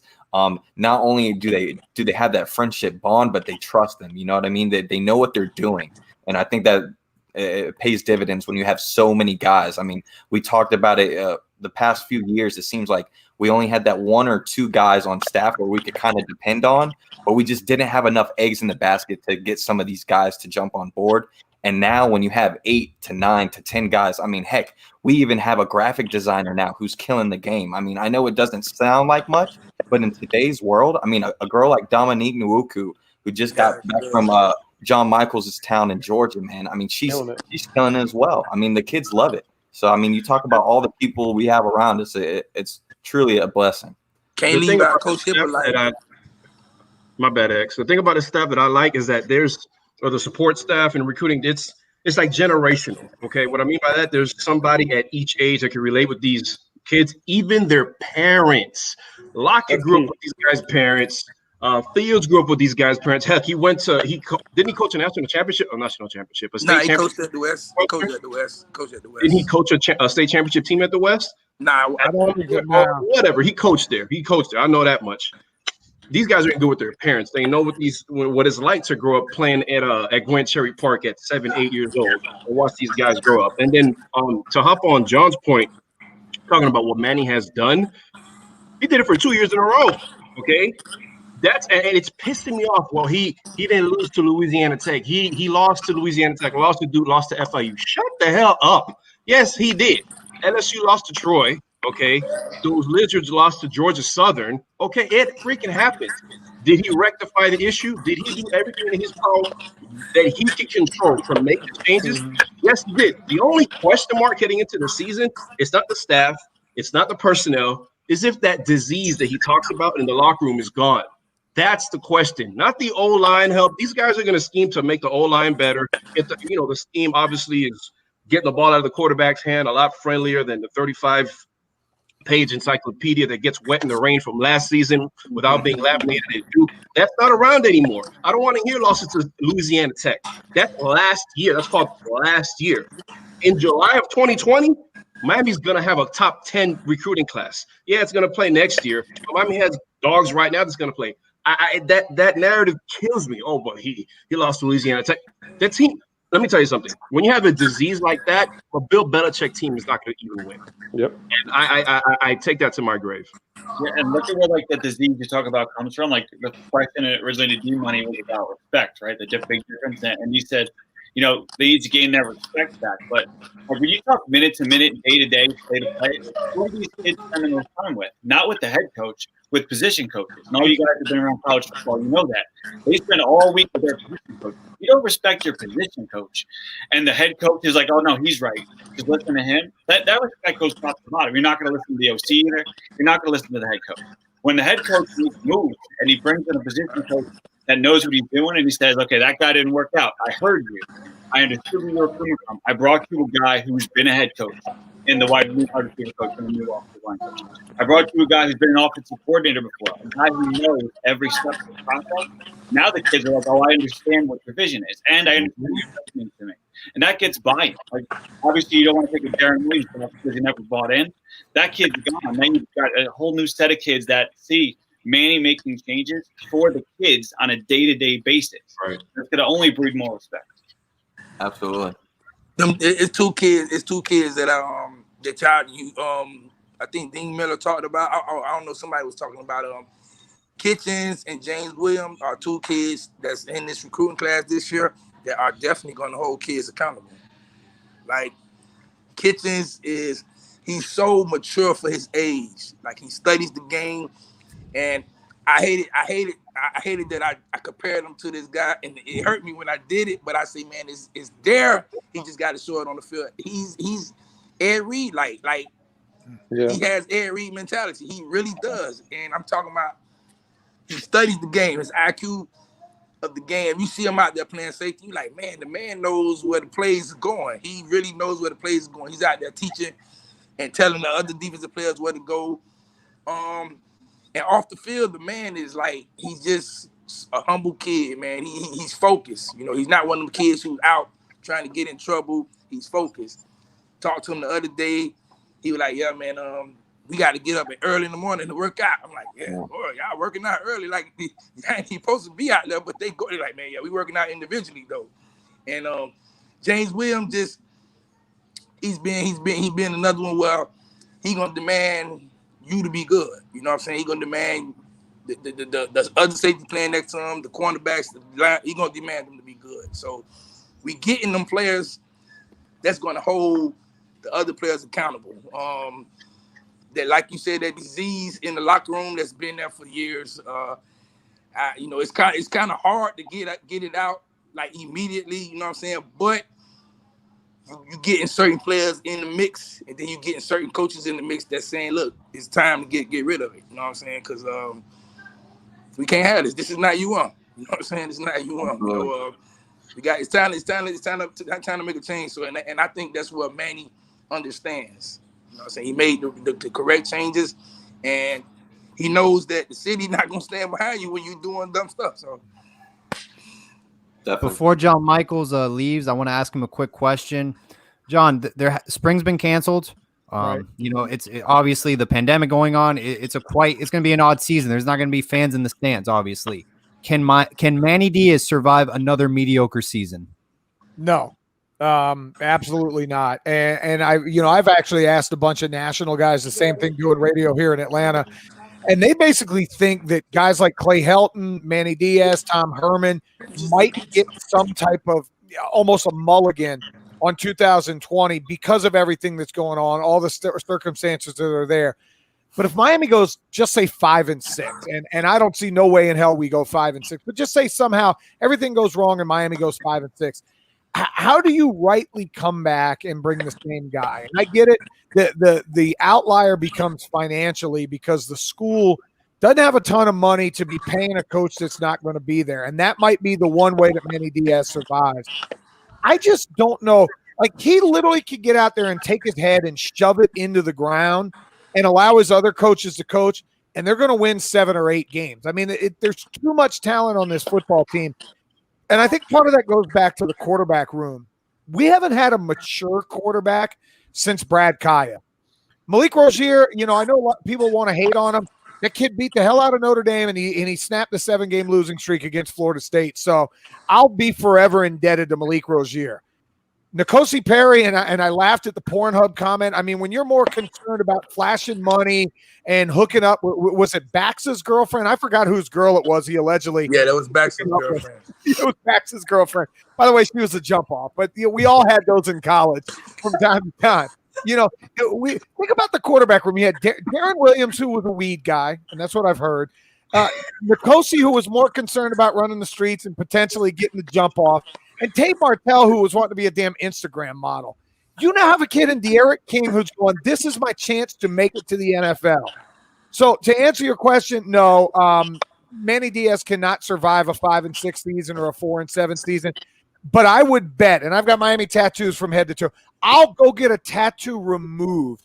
This is an 8 or a 9 win football team this year, minimum. We ain't losing to fucking North Carolina. We're not losing to UAB. You might lose to Clemson, and you might lose to Virginia Tech, and that's might. And Virginia Tech, I'm not buying that crap either. This is an 8 or 9, or you know what, the hell with it. They're going 10-1 in the regular season, and we're getting a rematch against Clemson in the ACC championship. I think John's my long lost brother. Hey, man, John, thank you again for jumping on with us, man. It's a pleasure to have you. We appreciate everything you do for Canes fans. And we'll talk again soon, and keep killing it. Anybody that's tuned in right now, he's got a great pod, State of Miami pod. Of course, you could hear him out in Atlanta as well, covering Atlanta Falcons and Miami Hurricanes football. John, man, we appreciate it, man. Anytime. I told you guys, like, this is family. I try to tell people in Atlanta that don't understand. I said Miami's a family. I've never met any of you personally, but I feel like I've known all of you forever because on social media I follow everybody. I'm reading all of your work. I'm listening to your podcast. This is family. I'm just ready. I promise, and I talk to everybody. This is kind of my parting shot. I've said if Miami wins a national championship, they will shut social media down. I will run butt-ass naked from here to Miami. It's a 10-hour drive. I'll be butt naked doing the Tootsie Roll, listening to Damn Pony Express when we win the national championship. I'm telling you, it's coming. It's coming soon, and they don't want it. I promise these country bumpkins do not want Miami back where we belong. I tell you who might want it. That might be Dan Mullen's wife. I could see her chasing you real quick. I'm not kissing her. My wife's way too hot to go kiss that troll, so I'm good. I'll talk to you guys soon. All right, John. Take care, man. All right, John. Oh, my goodness. I mean, it's a trip. I love it. I love this energy. Paul, keep it going, man. All right. Well, all right. So, Rhett Lashley, new OC, guys. Listen, I spoke with Damon Sales. He covered SMU football. Covered Rhett Lashley's success down at SMU. He said Rome wasn't built overnight. You need to have a great offensive line. Guys, do you guys think, De'Aaron King can get a hold of the playbook? There's no spring practice. Can his other playmakers around him, can they get the playbook down as well? Or is our offensive line ready for a fast-paced offense? Because, like, for example, Navon Donaldson, he had to redshirt. He was not in shape. We're limited to gyms. So, love to hear what you guys think. Donaldson is actually still hurt a little bit. You know what I'm saying? He got hurt late in the year, and he wasn't able to rehab the proper way. They couldn't use facilities. So it's best for him to red shirt to get in shape. You know what I'm saying? To get fully healthy.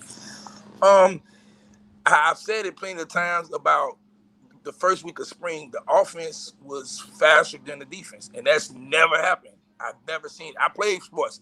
I watched it. I've never seen it happen. Beginning of spring, fall, any type of practice, the offense was way ahead of the defense. They grasped the offense a lot better. King, that's why he came to Miami, because he's so familiar with Lashley's offense.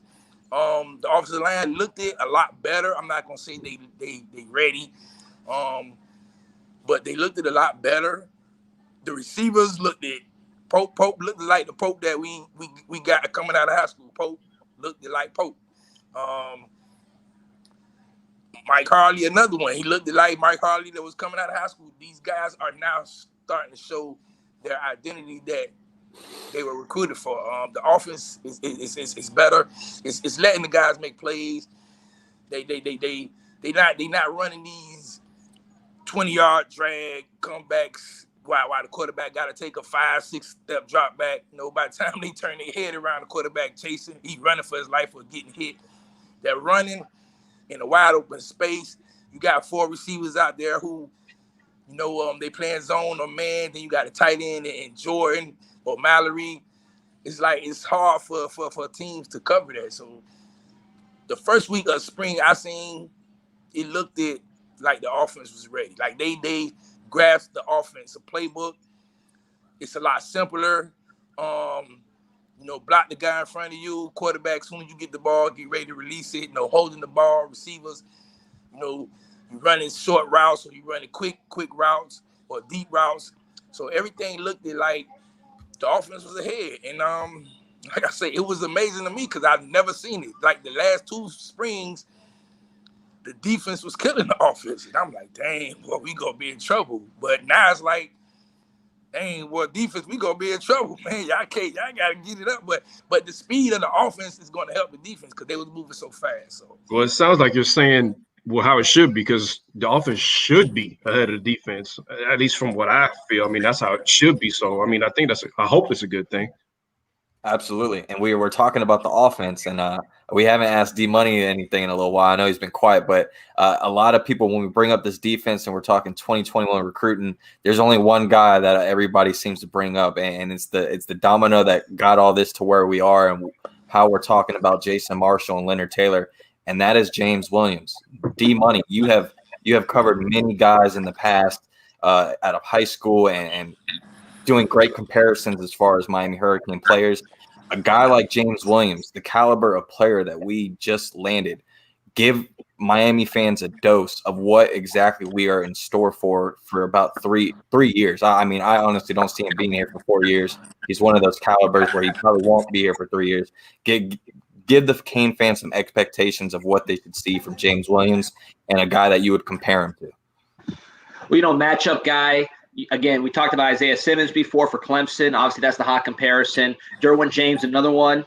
Even a Jamal Adams, who's a different body, smaller guy, but you see how he's used all over the place. That's what I see with James Williams, just really a matchup guy. I've talked to people, local people, that are like, hey, he's a defensive end because of his body. He's going to be defensive end. I don't see that with him personally because I don't – and Terminator X, you know him too. I mean, to me, just his style, he's such an athlete that if he can keep his weight down and he's focused on staying lean, I see him being a guy that can play safety for many long stretches, still matching up, but he's an athlete. He moves. As long as he keeps his weight down, he's in that 220 range. The 240 range, it changes, but I don't see him being a defensive end that's pushing people around. That's not his game. I saw a Paradise with Avante Williams, rangy as hell. He looked comfortable at safety as long as he keeps his body in check. And I think the thing that you're seeing with you hear from Pat Surtain, who obviously NFL All-Pro, his current coach, his coach at Western, saying the same thing, which is this is a smart football player, a really football-oriented guy, high IQ. He's had an extremely difficult life. He was born into it. Nothing he did. He was an innocent kid with a very tough life. And the fact that he stayed out of trouble and he's doing what he's doing and he's so football oriented and smart with the game, to me that means he's made of the right stuff. And again, if you can keep in that 220 range, I think you're looking at a guy who can line up at safety, who can take away your tight end if he needs to. He can play that striker position, but do more than that. He can blitz if you need him to. You can just do it all, man. And again, the mental part with all these kids. One more thing, I'm talking about a different kid. You asked me about James, but Leonard Taylor. I'm going to shout out Terminator X and put him over and give him a plug here, because the interview that he did with Leonard Taylor's mom was my favorite interview I've seen in a year. Because his mom said, first day of youth football, he wanted to quit. It wasn't for him. He was crying. He said, I take off my pads, I'm done. His mom said, I didn't take off work for you to quit on me. So put your pads on, get your tears out, and then go back out there. And then, of course, he went and did his thing. When you have those kind of kids and those kind of families involved, that's how you win championships. Because, Manny Diaz can give a speech and do whatever. It can only go so far. You got to recruit the right kids. You got to recruit the right, mentors and families. You get that kind of stuff into your program with the physical, and that's how you elevate. Everybody talks about Catholics versus convicts, and they say, we want goons and all that. Go to look at our championship team. You had guys from very difficult situations, but they were very disciplined with themselves. Their discipline was off the charts. They had swag. I mean, they were themselves. They represented where they came from, but they were not undisciplined. Absolutely. Yeah, for sure, man. We have undisciplined guys lately. Kevin Olsen, Robert Marr punching a window. That's a lack of discipline. Okay? I want discipline. Undisciplined coaches. Discipline. Yeah, for sure. Yeah. And I go mean, ahead. No, go ahead, Mike. Thanks, Brett. I want to ask you a question, because honestly, I'm confused. I was talking to Larry Bluestein last Saturday, and he feels that at the next level, you are at Paradise. You just said you saw him lining up with Washington. So it's either one of two things, because Larry Bluestein says, can James Williams line up and truly cover guys like Brevin Jordan one-on-one? He seems to think that no, he can't. He sees that he thinks he's going to put his hand in the dirt, because it's a whole different ball game at the next level. So you just said he saw him line up against Washington and do his thing. So either James Williams is not that athletic, or Washington is not that athletic, or Brevin Jordan is that damn good. I'll say this, Mike. Watch his highlights from his junior year and look at the teams he's playing against. Look at the helmets. You see St. Thomas Aquinas. You're going to see, South Dade, Palmetto. You're going to see really top of the line Cardinal Gibbons. You're going to see top of the line teams, and he's playing safety, looking like the best athlete on the field with that kind of talent around him. So I understand. Look, Bluestein's the best, and I get it. He stood next to James Williams, so he knows how big he is. I mean, when you stand next to him, you think he's a defensive end because of his size, but he wants to play safety. If he keeps his weight in check, I think he can do it. And Pat Surtain, all-pro DB at that, as good as it gets at that position, he thinks he could be a safety all the way through. So he's not going to be there every single snap. He's going to move around. But to me, if his weight stays where it's at, that's where he likes to be an athlete. I don't think he's a blue-collar guy. I think he's an athlete. That's how I see him. And by you saying his weight, I stood next to him a couple of different times. His weight, he's lean. Like, he don't even have no muscle tone yet. You know what I'm saying? So he's not going to get to the 240, the 250 that everybody's so obviously think he's going to be. He's going to, I can say, like, 230 will be the most, and that's like the added weight, and it's going to be muscle, like zero body fat, because he's lean. Like, he has no body fat right now. He's just tall and lean. So he hasn't got into the college weight room, the nutritionist yet. But me personally, I just don't see his body gaining the weight that everybody think he's going to gain. You know what I'm saying? So 230 at the most. 235 will be pushing it. But me personally, I just don't think he's going to gain that much. And he can cover. I'm not going to say he can cover Brevin Jordan, but he'll go give it a shot, and it's not like Brevin going to just kill him, because he's just that good. He's an anomaly. You take him and line him up where you want to. You know what I'm saying? Go out there and do your thing. He gonna go do his thing. That's a lot of reason why a lot of schools felt off his chart because they basically were telling him straight up, hey, we want you, but you ain't coming here to play safety. All right, no problem, coach. I like y'all, but I'm gonna look around still. I want to play safety. Okay, well, go ahead and do your thing. You know what I'm saying? UM was one of the schools that say, hey, you gonna come here, we're gonna let you play safety. You know what I'm saying? We'll figure it out. You know what I'm saying? He get here, he can't play safety. He will obviously move to another position, but as of now, he's going to play safety. X, you brought that up. That's a good point. I actually there's one guy that we haven't really talked about as far as a possible target that some people are either penciling in already or not, and that's Corey Collier. You talked about having taken too many safeties. What is your outlook on a guy like Corey Collier? I mean, I mentioned earlier the safety room. We're about 7-8 deep at safety right now, and regarding the tight window of spots we have, if we're able to take a guy like Corey Collier, do you see him still playing safety on this football team, or do you think he might transition into corners similar to how we had Red Line? Corey's going to play safety. He's a safety. He's better at safety. Another guy who can read the field, smart guy on the field. Not bad at cornerback, but he's better at safety. So by him being able to play cornerback and safety, you can line him up with a tight end who's not as physical or fast as Brevin Jordan. You know what I'm saying? Are you comfortable and okay with like that third last spot? If we were to, let's say, if we're getting Jason Marshall, we're getting Leonard Taylor, and let's just say that Corey Collier's like, hey, I want to jump in, I want to be with my boys. You're okay with adding that last spot to be another safety in this room? Yeah, I'm okay with it. I mean, unless we're going to get a top quarterback or another top offensive lineman, I'm good with adding another safety. One thing about it, you're never going to have enough athletes. You know what I'm saying? Because some get hurt. You know what I'm saying? Some just get there and they can't get on the field. Some can. So it's always good to have athletic defensive backs. Today's game is a spread football, so you need defensive backs who can at least cover and tackle. So I'm okay with that. I will take it. Chris, you seem like you wanna jump in. What are your thoughts? Yeah, I think at the beginning when you first brought up the safety room and talking about all these guys at different spots, I think D-Money was like listing off the names.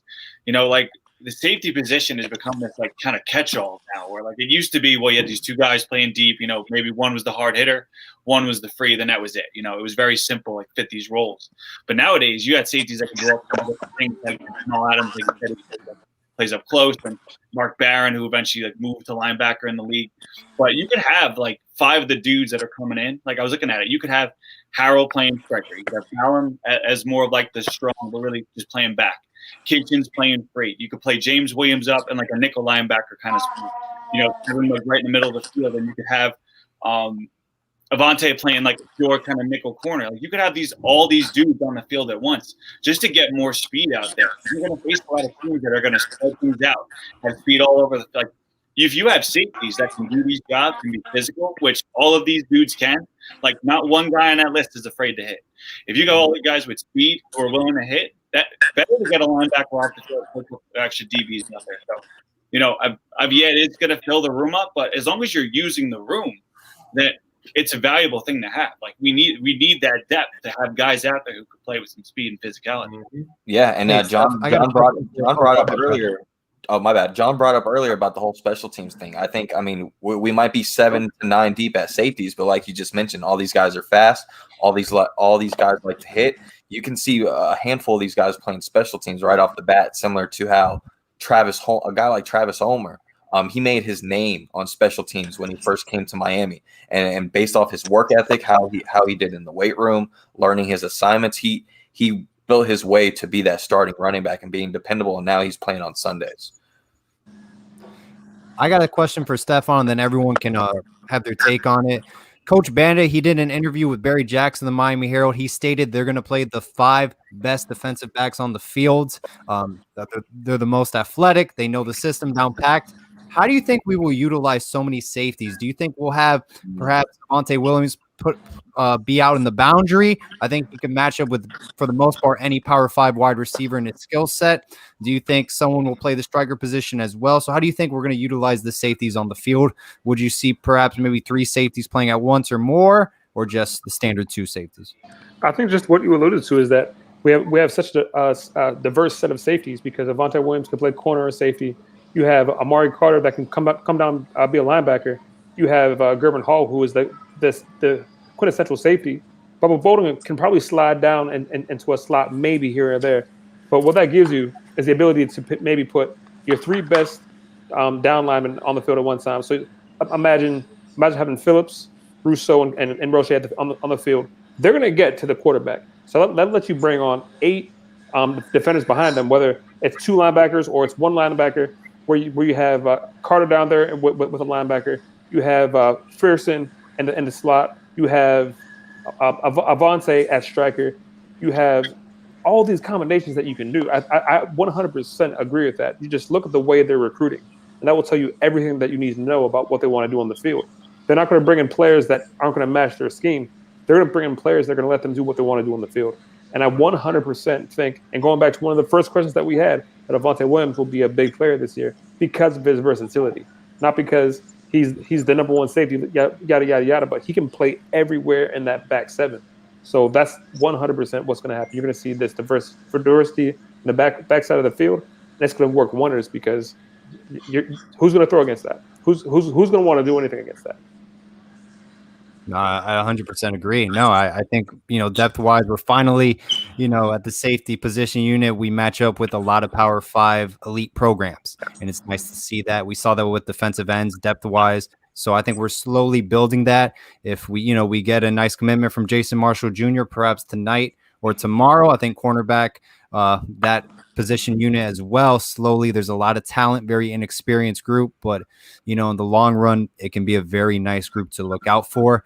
Guys, I think it's a good time to talk about season prediction. I'm sure everyone has some different ones. Brad, we'll start off with you, and then we'll go around. Leave me last. Please leave me last, because I don't know. I'm sticking to my guns. It's got to be at the very least 2 losses. We brought up earlier about Notre Dame finally being in the ACC this year and not having to play us. If you look at their schedule similar to ours, we kind of have the same schedule. We just don't play each other. So my thing is, it's going to come down to that Clemson game as far as how we play Clemson and how Notre Dame plays Clemson. Because in my eyes, Notre Dame, like D-Money said, that they are a team that can kind of shit the stick. I mean, I'm gonna use a John Michaels term. I know I can't cuss, but they kind of shit the bed, right? So when you talk about Notre Dame, they're also a team that catches lightning in a bottle as well. They're a team that's very overhyped. A lot of people in the NCAA look at them as one of those pristine colleges. So what I'm worried about is if we lose 2 games and Notre Dame only loses 1 or 2 games, I don't feel confident that the people that's overlooking this as far as the ACC is going to nod Miami over Notre Dame. I just don't see it. So in my eyes, I almost, now looking at the schedule and knowing that we're not playing Notre Dame, I almost think it's very what's the word? I can't even think of the word, but we could only have 1 loss, I think, at this point. I really do. With this schedule, you possibly lose to Clemson, but other than that, I don't see another team on the schedule that could compete with us. Honestly, I know a lot of fans keep bringing back, but we lost to Louisiana Tech, we lost to FIU. This is not the same team, and that's what a lot of people keep forgetting. We might have some of the same players, but we don't have the same coaching staff. These guys don't have the same mentality. They're running a completely different offense that is at least comfortable to them. They're not having to think all the time. And when you got South Florida talent, the last thing you need them to do is think. They need to go out and run and play fast and play backyard football. That's what makes South Florida talented players the best. Look at a guy like Tutu Atwell out in Louisville. The guy gets used like how Jeff Thomas should have been used in previous offense. He blows the defense on any given play. He can take it the distance anytime. And when you look at this Miami team, we have plenty of guys that can do that. It's all about putting them in the right position. What do you think, Chris? What do you think? Season prediction? Well, I honestly I'd love to sit here and go undefeated, winning the Natty. I see John running down naked to Florida, but I would say, like Brad said, it's going to be in that 1 to 3 loss range. I think that's not even thinking like best case scenario. I think that's just realistic what we can expect. I think when the Clemson game is very important. I'm with the guys that want to play it early. You talk all about, limiting the other. You go into a coach's meeting room, you're trying to limit the other team's best players. Well, I think the other team's best advantage for Clemson is probably Brent Venables, right? Mm-hmm. So if we can go against Clemson before we have all this stuff on tape, then there's a chance to win that game. If we have our whole season on tape, like good and the bad, and it puts us in a little bit more trouble. So if we get that game early, if we steal that game, that would obviously be a huge boost for the rest of the season. But I don't think we're good enough right now to still, even if we beat Clemson, to still run the table. I think something will catch us here or there. I'd probably go 2 losses. One being a game we probably expect to lose like Clemson, and one being a game that we're maybe feeling a little bit confident, like week 7, 8, 9, and then something falls off and we lose a game we shouldn't. But like Brad said, that it is scary what could happen with the ACC and Notre Dame, because I don't know what they'll use to pick, but if they're picking like the AP rating, Notre Dame's going to have a higher rating if they have 2 losses than if we have 2 losses. 100%. That means we don't go to the title game, get a chance to come back at Clemson, which would be good. But I think that one game against Clemson this year, I think that'll be a good litmus test for us to see where we are, see where we can go, and it'll show the kid, even in a loss, not like moral victories, not talking about that, but even in a loss, we can show and see how far we are. And trial by fire only makes kids better. So I'm going to take 2 losses and have a shot at the ACC title. D-Money? Yeah, man, I feel good in general, man. Sorry if I lost my train of thought. I told you I got the corona, so I'll drink some water, try to regroup here, get my bearings on me. But no, man, season-wise, I feel good. I think what's going to come down to is the 2 most important positions in football are the quarterback and the defensive ends. That's who gets paid. That's who stirs the drink. That's the most important position on offense and defense. Look at Clemson. Look how they win. Deshaun Watson, Trevor Lawrence, they got those first-round pass rushers. That's the name of the game. Miami, what do we got? We got De'Aaron King.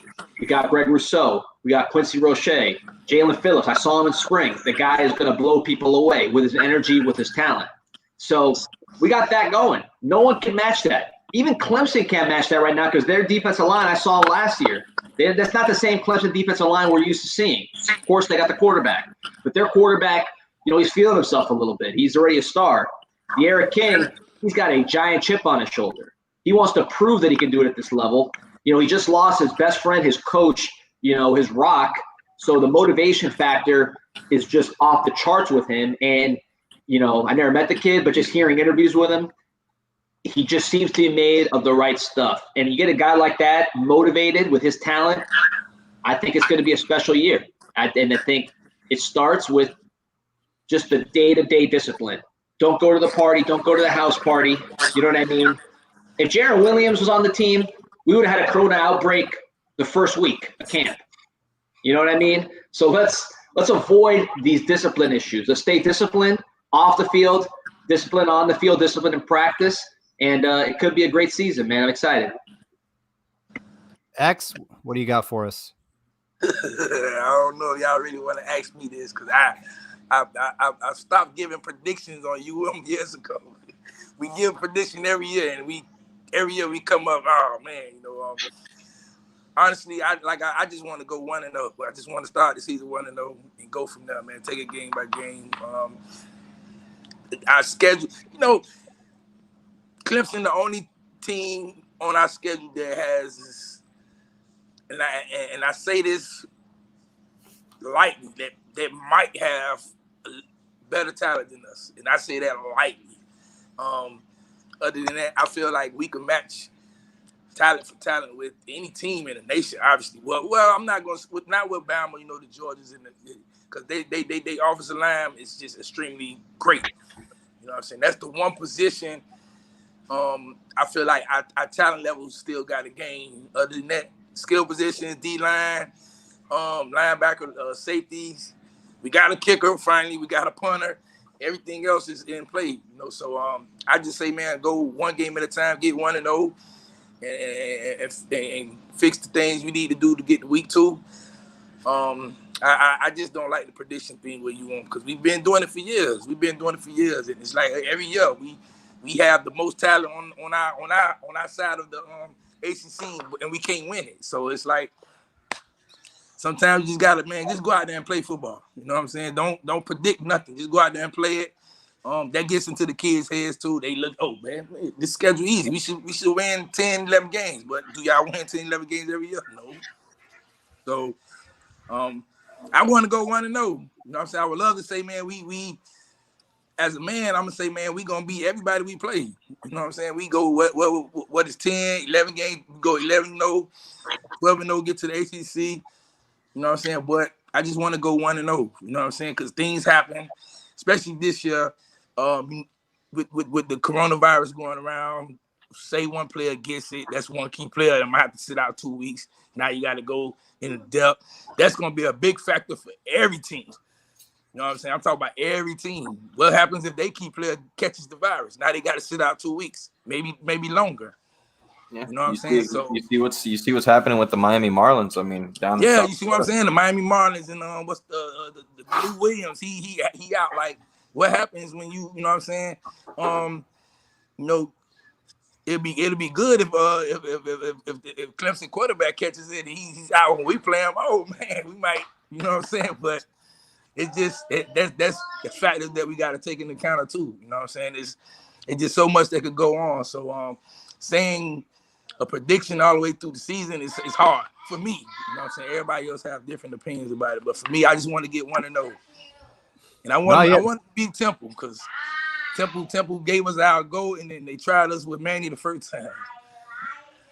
No, I completely agree. And, you know, our football team, we are a streaky program. We tend to lose consecutively and win consecutively. So, you know, how do we respond after a loss, especially week 1? We saw against Florida, we lose to UNC. We barely beat Central Michigan. Ugly game. Stephon, what's your season prediction? Mute. Oh, he's muted. I got you. Mute. Bingo. There we go. Appreciate you. So this whole conversation kind of brings to light what Miami has been missing, what Miami does wrong, what Miami needed to fix.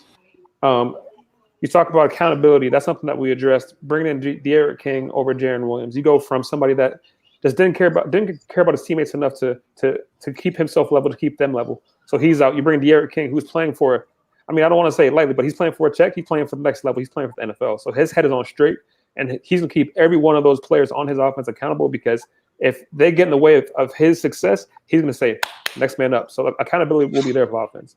Ed Reed's going to do the same thing for the entire team. That man is accountability in the orange and green colors. He's going to make sure that this entire team does the same thing.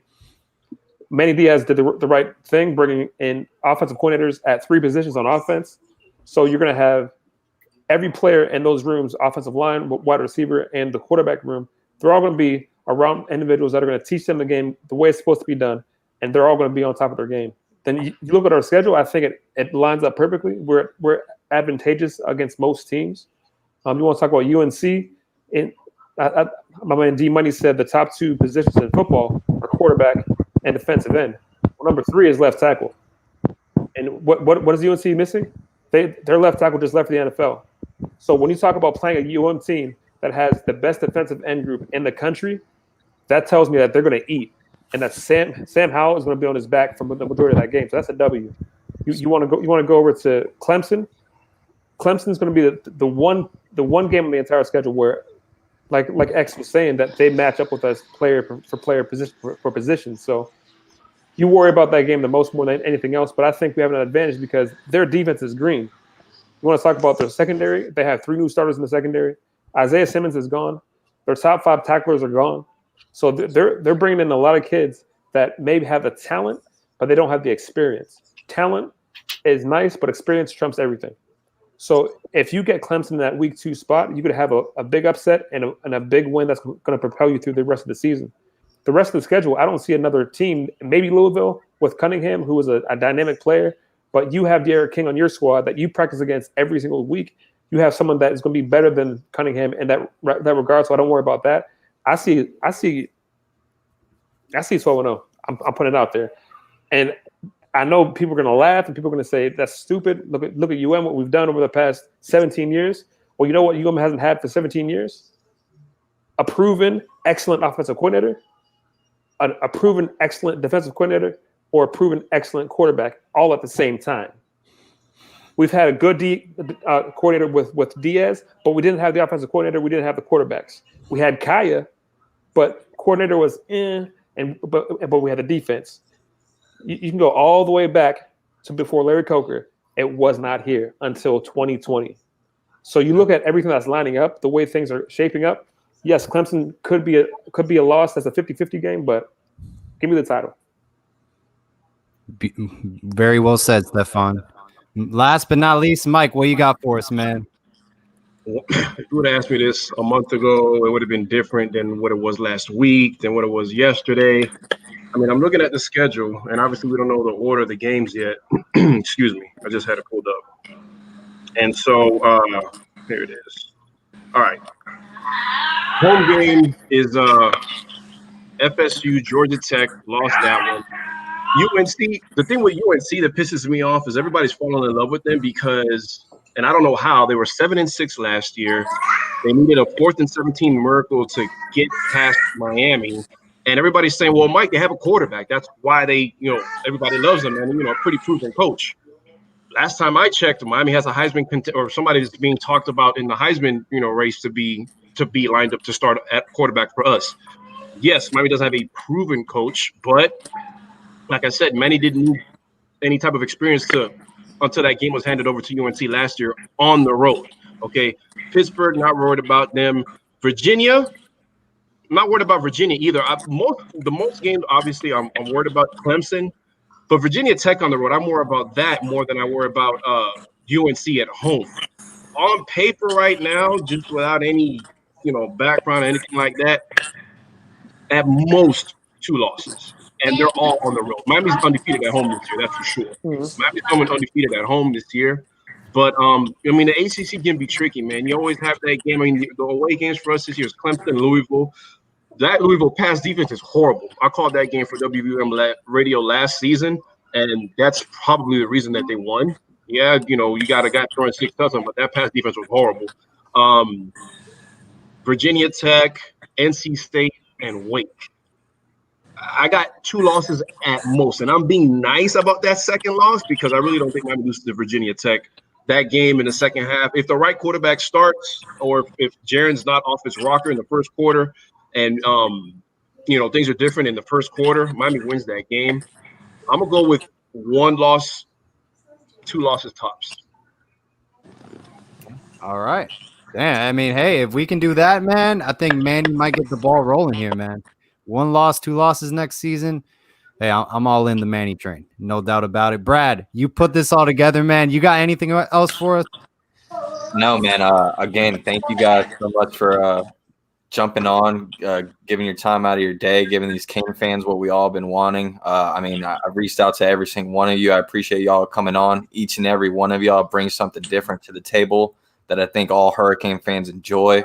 And looking at all the comments that we had throughout the show, they definitely love you guys. I appreciate you guys. And thank you guys again for everything tonight. And hopefully we celebrate real soon with the Jason Marshall commitment, right? And I don't look like the Chris Paul dude in the State Farm commercial, whoever put that in there. That was good, but I don't look like that, man. Hell no.